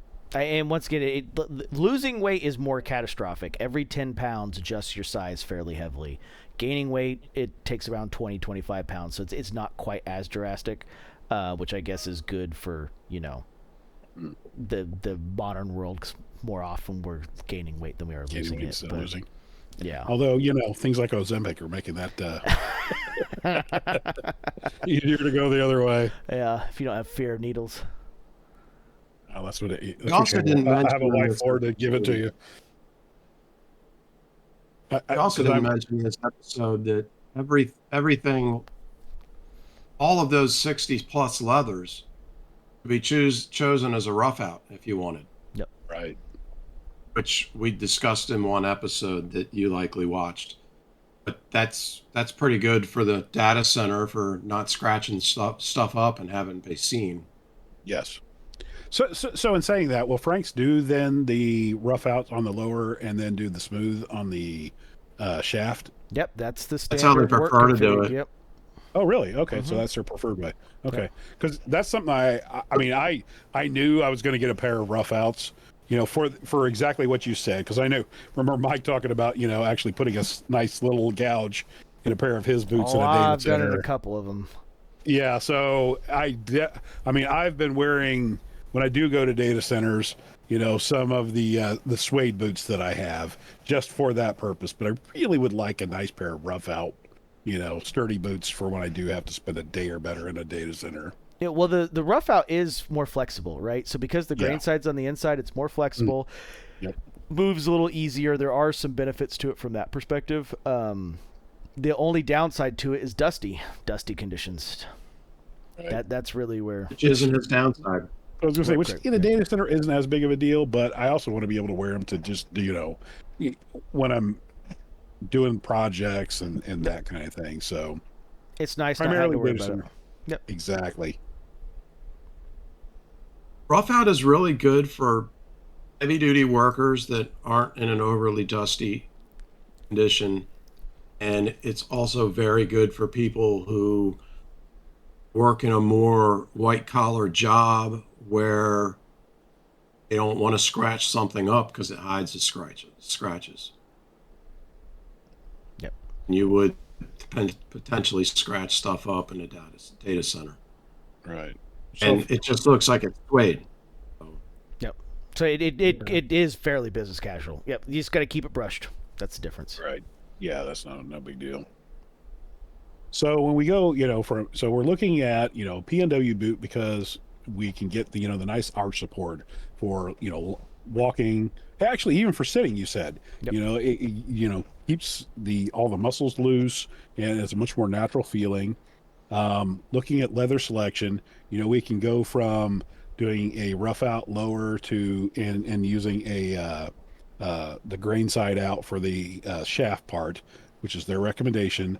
If I'm going to be using it for work type purposes, where I'm going to get it dirty, to a very wide selection of leathers that can be more of a vanity leather, where I'm getting the advantages of that high instep support, but on that PNW boot.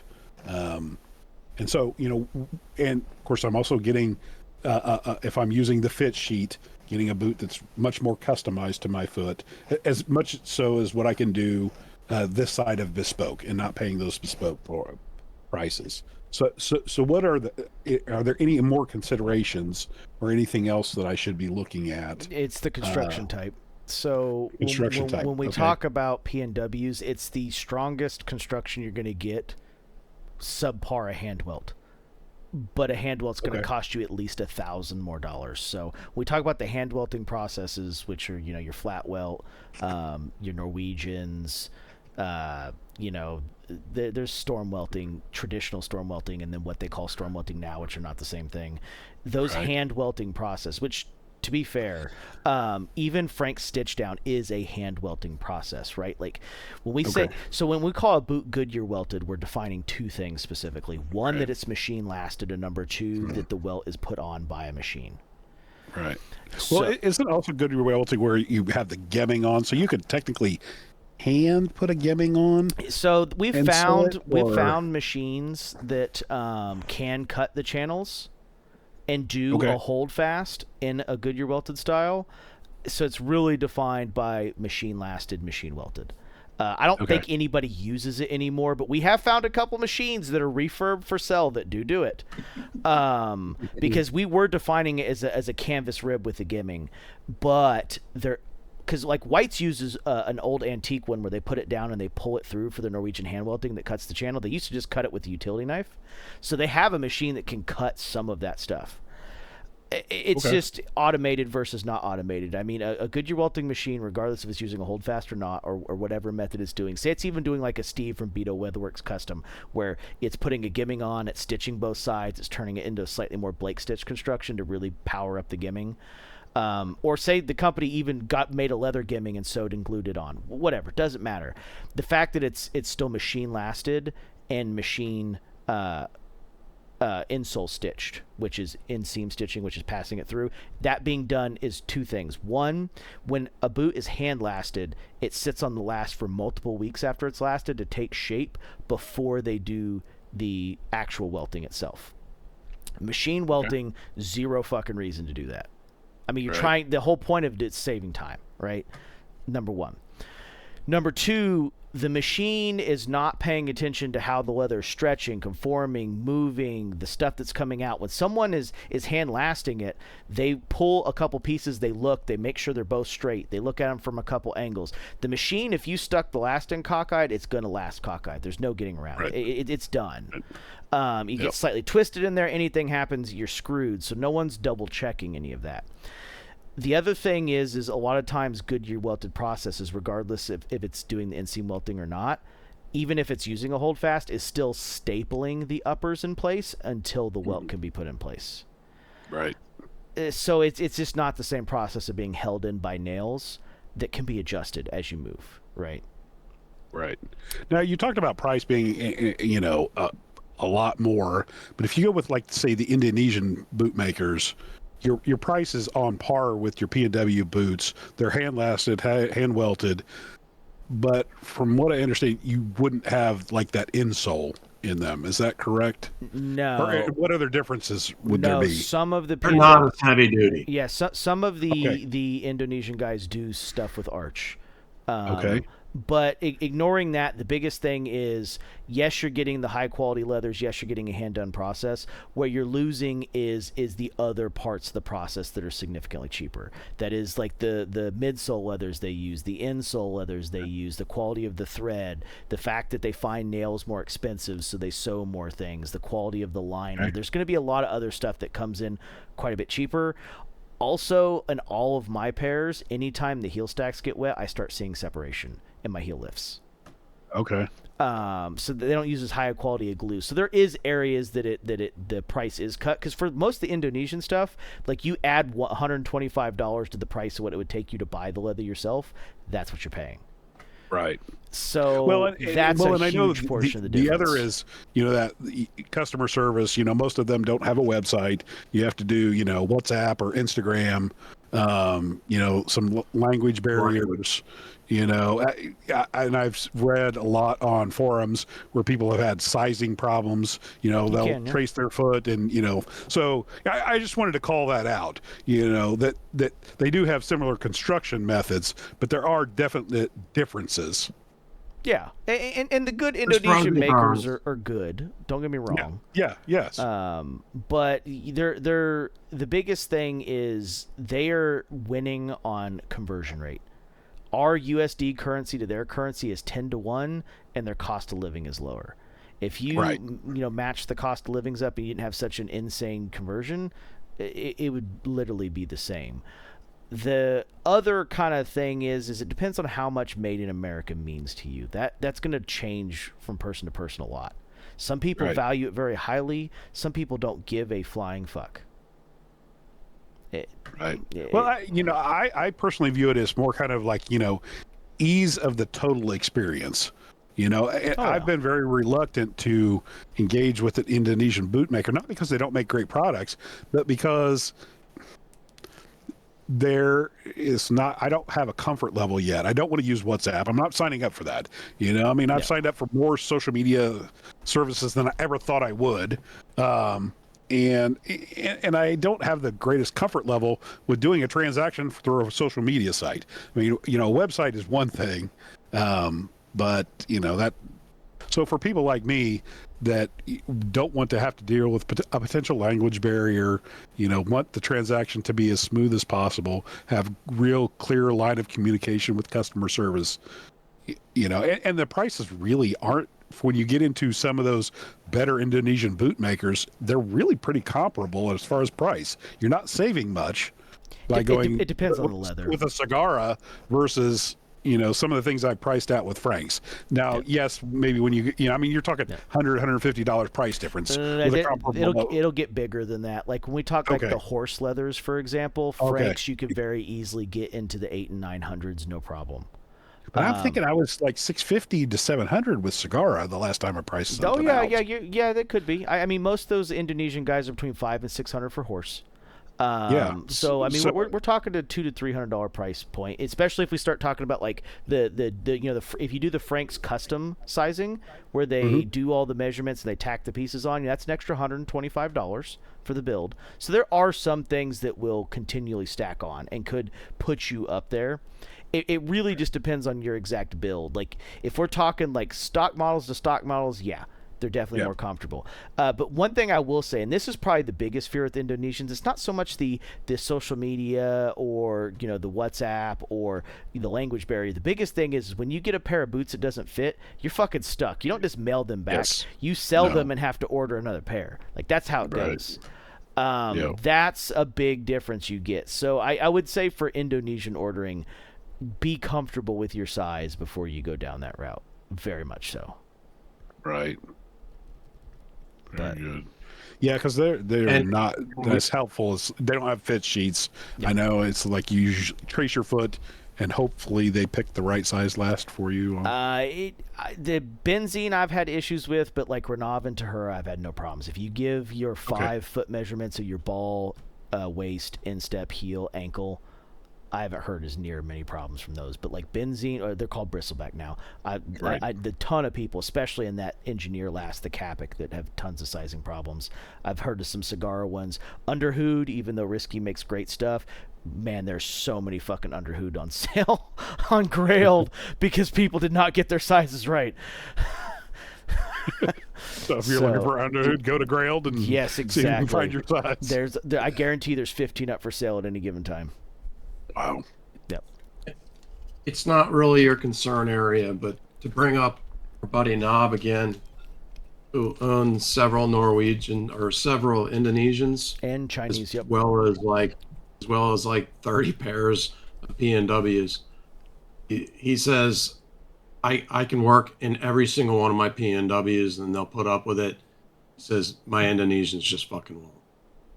Knob does heavy duty like excavation work, like rock excavation. Like he does manly. He's blue collar, yeah. Yeah.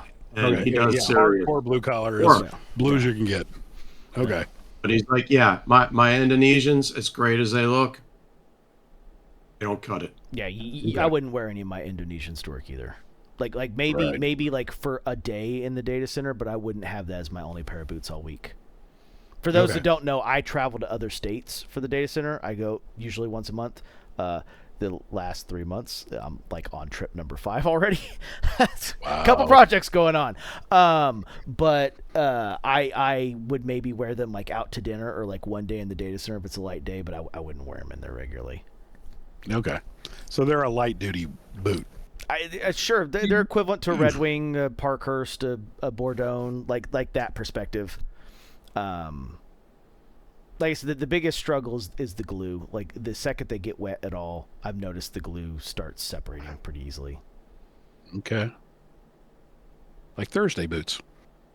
I've never owned a pair of Thursday, but yeah, sure. No, I have. You know, one of the things I do to finance my boot habit is what's the word I'm looking for? Refurbish boots. So and resell them. Yep. So I've done a lot of Thursday boots, and that is one of the biggest things I've seen is that sole separation. You know, I stick a little shoe goo in there and clamp it and glue it back together and clean all the shoe wax and stuff out of the nubuck or the rugged and resilient leather and make it look good again and then sell them. Yeah. I have flipped a lot of boots. Yes. Most of them have been Doc Martens from the 80s and 90s. Okay. I'll find a pair that were still made as good, awesome, solid as they used to be. That'll still have good tread life. It look terrible, and the owner doesn't know that they can make them look good again, so they sell them for dirt cheap. Yeah. And I go in and refurbish them and make them look all nice and make $100 profit. Well, I'll tell you, thrifted Thursday boots that somebody has put polish on, it takes some elbow grease to get them cleaned up, and then like I said, gluing the soles back together with that little sole separation, and it's about the same. I can pick them up for $15 and flip them for $80-$90. But that's now I'm just selling all my boots anyway because I'm just never going to wear anything else in my closet again anyway. Yep. PNW or bus. It's hard. It's hard once you a pair of Indonesians with an arch. Yeah, it's hard once you get the arch. Like there is something to be said of like proper foot geometry in a well balanced boot, but like that you're looking at bespoke stuff at that point. So right. But does bespoke stuff even focus on the arch? I mean, a lot of them that I've seen, it seems to more. Oh, okay. I was going to say the videos I've seen, and what I've talked to people is more about the overall fit around the foot, not so much through the arch. Well, so here's the thing when it comes to fit, right? Like if the shoe hugs in the waist where it's supposed to, it's supporting the inside of the arch. You don't have to support the arch entirely through the bottom. Right. And the thing is the arch support, we call it arch support, but it's really just balancing out proper foot geometry. doing the big PNW stacks is not the only way to balance the foot out properly. It's the only way to do it on a mass scale, but you can balance the foot out properly without it. But you got to know what you're doing. Like that's why when you see like guys like Terry Kim building boots, he's got that heel stepper that he uses to step it up correctly to where it needs to be for what the client's requested. It's a little yellow square he uses, and he sets the back of the last on it and figures out where it needs to be to build his correct heel heights. Okay. What'd you say his name was again? Because I'm Terry not familiar Kim. with it. Kim, K-I-M? Yep. Okay. He's a British trained shoemaker that makes shoes in South Korea. Very good. Thank you. So So You to guys sum think up, of anything else that I should be asking about? I mean, you guys have the experience, so we've talked about the arch support. We've talked about, some of the leather selection, why I would choose a PNW boot over what I've been doing. The different lasts, why I would choose, it sounds like, for me, the 55 last, kind of the standard last that most, the Goldilocks. We've talked about some of the different manufacturers or makers, what the pluses and minuses, the fit sheet, who I should look for that. your customizations. you can That's customizations. you can pick, Well, yeah, I mean, there's a ton of customizations. I know you've covered a lot of those in a lot of your other videos. Yes. you can pick a one-piece counter instead of a two-piece counter. You can Okay, so the color. let me stop you there. What's that versus one piece versus two piece? This is a one piece right here. It's a one single piece top to bottom. The external heel counter cover and the backstay aren't separate, and it makes this area right here significantly more flexible, but it does not add any durability. Okay, This is a two-piece. So my fingers touching the separation below that counter and Backstay. this Yep. backstay. Okay, so the backstay and the it's a counter are one-piece. combined in one piece. Backstay and the counter are one piece. Yep. Okay. Yep. So is anybody going to call out that Mike is wearing, his boots and his jammy pants? I always wear my boots. Do you see all the dog hair on the floor? If I I walk love around that. in socks, that ends up everywhere. Okay, fair But enough. so it's not just like that. Like all the customizations to a certain extent affect fit, they affect movement, they affect a ton of different things. And having that conversation with your first pair, especially about the do's and don'ts. Like for example, not to poke fun at individuals, but Jeff's gonna know I'm poking fun at an individual. Adding lineman patches, lineman flaps, and like toe caps to add a splash of color also make the boot harder to break in. Right. And there's other ones too. We talked about like the lace toe pattern versus a plain toe pattern, which the monkey is technically a lace toe pattern. It's just got one or two extra eyelets depending on your length. It's just one of those realities that some of these things make how the boot operates and how it fits slightly different. And knowing that, especially on your first pair, that you're not going to get that right, and having an honest conversation with the maker is key. Okay. There's the choice of doing a leather toe cap or not. When you do a leather toe cap, you're limiting where the boot can flex, so it's not necessarily flexing where it naturally wants to. Right. So when you're doing something more, I don't want to call it a fashion boot, but when you're doing something more like a Truman or a Bourdon or, Parkhurst, that's not as big of a deal, right? Because a lot of those aren't true toe caps. They're more for style. But when you get into the PNW boots where it's a true toe cap, that does make a difference, correct? Yes, it's a whole piece of leather. And it's so if you're using an 8-ounce leather, you're putting 16 ounces of leather in the toe. Not counting your liner and your Celastic if you chose Celastic, or steel toe if you chose steel, or composite if you chose composite. Okay. Now, have you guys talked? And I'm going to be honest. I'm only like on episode 9 because you guys put out so much information. It's almost like brain overload, and I can only take so much at a time. And it's fantastic. I love it. Thank you for putting out what you guys have, put out.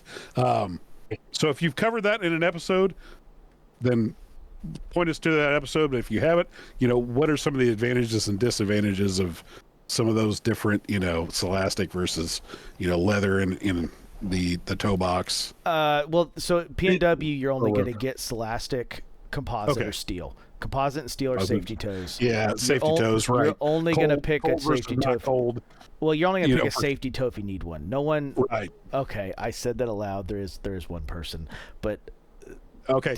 You should only pick a safety toe if you need one. a safety toe. Yeah, yes. and so in winter, you really don't want steel unless you absolutely have to. You want a composite because it gets cold unless you're absolutely required to have steel, right? So Well, and that's not a very big requirement. It'd be more likely to require composite due to electricity. okay, yeah, that makes sense. I actually I don't know if I've heard of any specific one that, like, besides just the people being uninformed. It's like, you cannot have composite, you must have steel.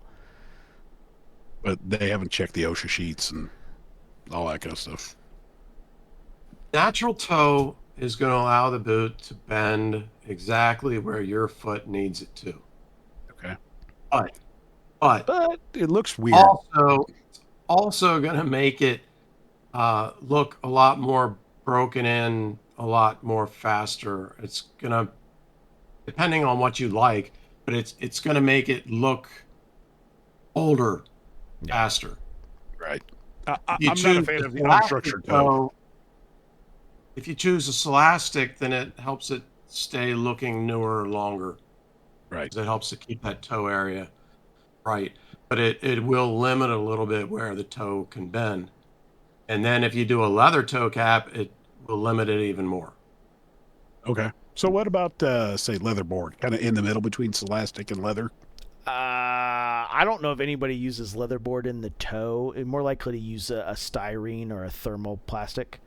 I guess you could use leatherboard in the toe. I mean, the problem is the second it cracks, it'll never like be straight ever again. Okay. None of them use it. Yeah, none of them use it. You get Scholastic or none in terms of structured toe. That's all you get. Like, none of them do a leather toe puff or anything like that either. If you wanted a leather toe puff, no one's gonna let you. You're not gonna be able to pay extra for it. It's Scholastic or safety toe. I know White's does like a double and triple Scholastic, which I can only assume is trying to fake having a safety toe by not having a safety toe. Boss says you have to have one and you really don't want one. You could do a double or a triple and try to get away with it. But then when you cut your toe off, it's not going to be covered. Yeah. Right. Yeah. That's exactly it. Yeah. Okay. So let's see what you can pick any. You can pick any of 4 hardware colors that you want to customize it. You can choose all eyelets. You can choose 1 row of hooks, 2, 3, 4. You can pick any row of hooks that you want based on your preference. You get to pick the exact height that you want, that you think works best for you. Can you pick gusseted or ungusseted on the tongue? No. I can't remember. Okay. So They only do White's has gusseted? So White's has some models that are like 3/4 gusseted, but for the rest of the PNW guys, they'll all be a fully gusseted tongue. Okay. And that's what the kilties are there You for. can They're pick- to protect your tongue, not so much to What they be a style. Okay. Can you pick whether you do a single or double midsole? Yes. Yes. Yes. Okay. But they won't stitch through if you do a double anymore. Okay. They just glue. And the glue is fine, so it's okay. Right. But Does- they won't. Their machines have been discontinued for so long, and the parts are getting so hard to find, that they won't risk ruining the machines to get through it. Yeah, they use Makes sense. They use Rapid E stitchers. They haven't made them since the 80s. Right. Yeah. Apparently, there is a company out of Europe that has started to manufacture parts for those. Andres from Bordeaux had to get some parts from there. I helped him try to do a search, and we couldn't find them anywhere, but he found them. That wouldn't shock me. Yeah. Lots of people are using those machines, so. Yeah. Well, they're freaking bulletproof until they're not. You can choose a cut top. You can choose a rolled top. You can choose a padded collar. I do have I am curious. Other than just like aesthetics, what is the advantage of a roll top versus a cut top? So cut has yeah. Yes, It's Well, like like- put into your legs if it's sensitive. Yeah, there is a little bit of a difference. So the standard top because there's a cut and a standard. Standard top has a collar on the inside that's made with tongue leather. So with that stitching up there has a piece in there. Rolled, they just take that piece and roll it over the top. So what they do is they stitch it on top, roll it in, stitch it. It's the same collar. The one that they call cut has nothing up there in the top. Like it has less stitching in it. Okay. So that there is a cut option. So would somebody notice the difference? So if like you had sensitive, I don't know, ankles or legs, would you feel the rolled top versus the cut top? Oh yeah, absolutely. The rolled top doesn't flex quite as much, but like if you like want to tighten your boots up a whole bunch, the standard one will cut into your legs a bit, especially if you're not wearing long enough socks. Okay. I prefer the feel of rolled top personally. I'm also one of the few that I don't like the one padded collar I have. Yeah, I don't. I've got many padded collars that I love, and I've got some rolled tops that I love. The one pair of cut tops I don't like anywhere near as much. But if you can choose to have, if you do like a lot of people do, where they only go up to like the fifth one and leave the top three undone and like wear them like boots that you could kick off, you'll never notice the difference between them. That's real common. People like the kind of untied look. A lot of people like that. That would drive me crazy. You could choose a pull loop or no pull loop. You could choose having circular holes on the side to use as pull loops or not. You could even make your own brand and have it branded into the side of your boot if you wanted. Yep. Okay. Little things. Right. It was an episode that I think you've already watched. We talked about all the little things. Yeah, we did a big customization episode. Like I said, we in that one we tried to really cover the stuff that really does affect fit, and that you might notice a difference in. But everyone's a little different. There'll be certain things that affect people in different ways. It's kind of this is why that honest conversation is important. Right. Because some of these do make a big difference. One of the things that Jeff didn't mention is you can also choose to do eyelet hook combinations in case you want to do like zippers on the front. Oh yeah, for the through the laces. Yeah. You need eyelets for that. So what they can do is they can alternate eyelets and hooks all the way up so that you can choose. Interesting. Yep. Okay. So Frank's is the only place that's ever done this, as far as I know. Frank's, you said. Okay. Yeah. So I can do hooks, to hook them all up, all the way up. I can put the laces through each eye all the way up, which I'd never do. Or I could lace a zipper into the eyelets going up so that I've got a zipper. Right. So it sounds to me like the newer you are at this, the more important the communication with the maker is. Yes. This is why customer service is so important. The customer service and so if you had to rank, from top to bottom, who provides the best customer experience and to help the new PNW boot maker, or not maker, but buyer like myself out to, who probably shouldn't, you shouldn't be working with the first time out. How would you rank all of those makers? Frank's is by far above all the others. Then it would be Baker's Boots through a bunch of the other brands. Wesco. And then you could probably say White's, but with the rest of them, you can flip a coin and day and time. Okay.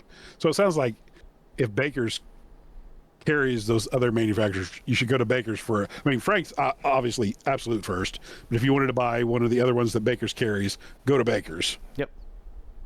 And then if Baker's doesn't carry it, then luck of the draw. Yep. If you wanted an engineer right now, I would tell you to go to White's. If you wanted a harness boot, I'd tell you the same thing. But through Baker's, probably not directly through White's themselves. Okay. Right. Just about anything else, I'm going to say Frank's, because they're the best at what they do, and they have the best customer service, and they offer the most custom choices, and they'll work with you the most and talk with you the most. The And unless you wanted a harness or an engineer boot, the only way that I would suggest for you to go anywhere else other than Frank's is if you decided that you wanted White's 50/50 last. Because it has the it has the arch and it has a Dressy toe. very streamlined dressy toe. Because that's Okay. what seems to be what a fair amount. Oh, he blipped again. Yep. Yep. It's the Stevens model specifically is what that 50/50 goes with. It's their like kind of its internal heel counter cover, very dressy boot. None of your boots are. Okay. We lost you for a second, Jeff. Oh, And I again. lost him again. Yep. Okay. But like I said, those are kind of the ropes. Yeah. So you guys provided me a lot of great information. Yeah. Sounds like I'm definitely headed to Frank's. I've got, they'll do the fit sheet for me. So make sure that I've got the correct size boot. They're going to, they've got the right lasts for what I would be looking for from a PNW maker, provide me that arch support. They will provide me with and prefer to do the rough out with the grain shaft, which would be what I would be looking for my initial PNW boot. And they provide that level of customer service, that interaction back and forth to make sure that I'm getting everything the way that that it should be, to make sure that I've got the correct fit, the correct boot for what I need. And I'm not really interested in an engineer or anything like that. I would be looking for, a tie boot that would probably be 6 to 8 inches, for, my at least an initial purchase. And then once I've got that sized and make sure that everything's right, and then I can proceed to order other boots in more stylish leathers if I so choose. Yep. Well, there's some stylish work leathers too, like kudu, bison. Those are pretty good work leathers too. I mean, bison's kind of bison's awesome. I mean, they've got Kudu is good. they've got a couple of the different law tannings. It's mostly bighorn available, but they've had Palisades go through. So I mean, there are some options that in a not Seidel work leather as well that could easily be worked in. I mean, the Wicket and Craig's rank up there with that as well. Yeah. I mean, there's nothing stopping you from working in Chrome XL, just minus the fact that it scratches real easy, and you wouldn't use the rough out obviously because it's not struck through. So. Yeah, unless I did like a natural, but then that kind of doing it as more of a work boot makes it, it's going to get dirtier faster. Yeah. I mean, it's just there are working options that are not Seidel work leathers. Right. And for someone that's not doing, I would say, fairly moderate blue-collar work, Bison's probably your best option. Yeah. That breaks in so easily. I mean, I'm going to be It honest. looks great. In a PNW pair of boots, you're not even going to notice the uppers breaking in at all. You're going to be more concerned with breaking the footbed in when it comes to Bison. Right.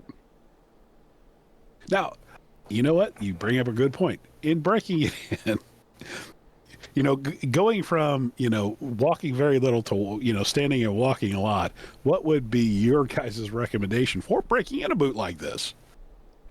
Just wearing it around the house? Find a reason to walk. Okay. I would, yeah. It's good for you anyway, but you should be going for walks around the neighborhood. Yep. Okay. So that might be justification for me to, get my lazy butt off. If you can go to a park where everything's not even, it'll help break in even faster. I'm not saying go hiking, but like find something where it's fairly uneven terrain. Okay. Yeah, I've got some great parks.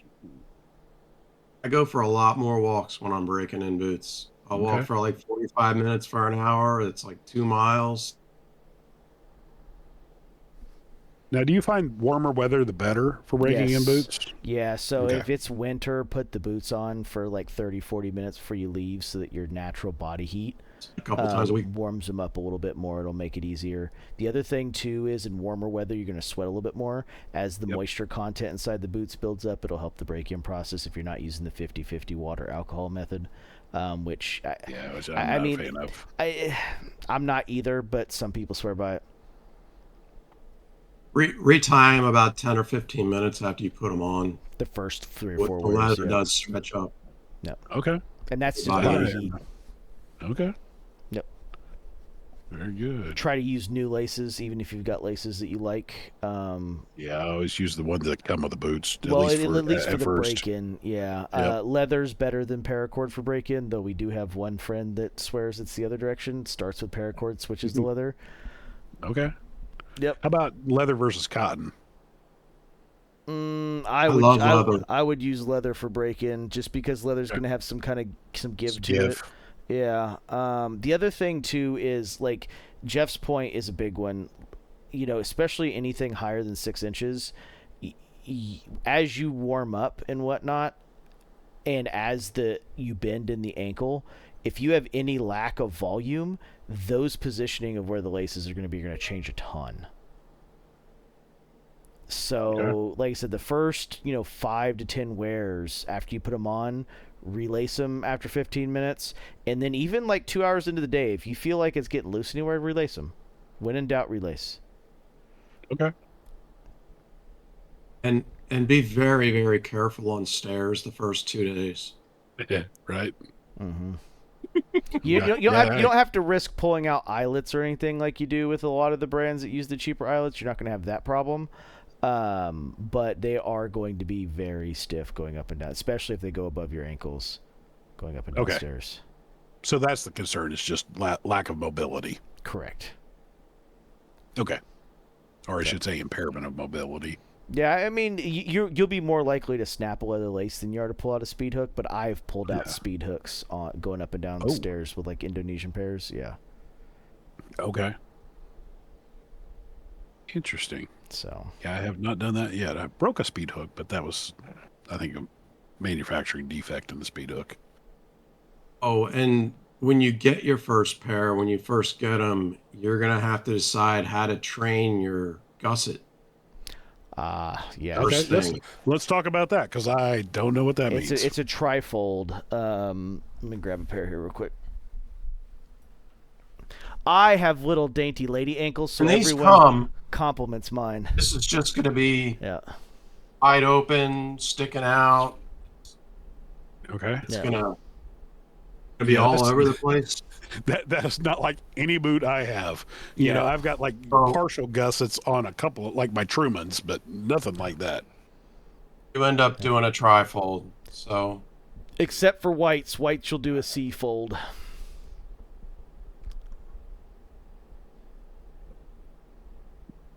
So, because whites will do the tongue in leather that matches. So. We losing him now on the internet too? Man, we're batting 1,000 on this one. But when we had problems connecting in the beginning, and the phone call started, I switched my Wi-Fi to the one that's usually not the best one. And I shouldn't have because I wasn't the problem, but I changed it anyway. And that's caused me to be in and out 5 times. Yeah. Maybe more. Yep, looks like he lost his internet. All the way gone. Yeah, it looks like he lost his interwebs. So, but yeah, that's the gusset we're talking about. It's a trifold. The only one that you won't do that with is whites, where they do the matching leather. The gusset's not big enough to trifold. You'll want a C fold, which will bring your excess down on the sides. Oh, maybe he's back. There he is. Oh, we got a completely different video though. Did your laptop die? Oh, we have no sound. Your mic's muted, Chris.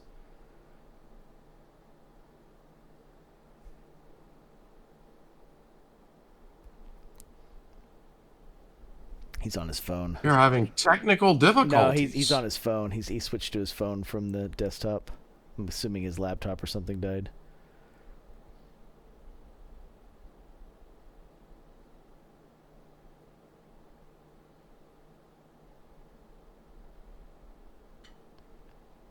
Yeah, I think we'll go ahead and call this one here. We're just past the 2-hour mark, and we're having technical difficulties. So I hope everybody enjoyed it. Please like, comment, subscribe. I hope Chris's question and answers have been helpful, especially for those who have looked to maybe ask the same questions and maybe either didn't have the courage or didn't have the resources or someone to talk to about it. Hopefully this was helpful. Hopefully this gave you some kind of insight that you didn't have previous. If you have any questions, as usual, get them down in the comments below. We do our best to answer them. If they're a good enough question, they'll be in a later Q&A video where we actually devote a little bit of time to them. And from there, let us know how you like this content. This is the first time we've done a 3-person interview. If you guys want to see more of these, let us know. We do have some cool stuff coming with some interviews in the next couple weeks, and I did actually get approached about another one today that I haven't heard back on to even talk to Jeff about, but that might be a possibility as well. So I'll throw that little bit of a teaser in there. But I hope you guys enjoyed. Awesome. Looking forward to it. Yep, I hope you guys enjoyed, and we'll see you guys in the next one. Check out Boot Wiki. Oh yeah, the Boot Wiki on Instagram. Launch, everybody.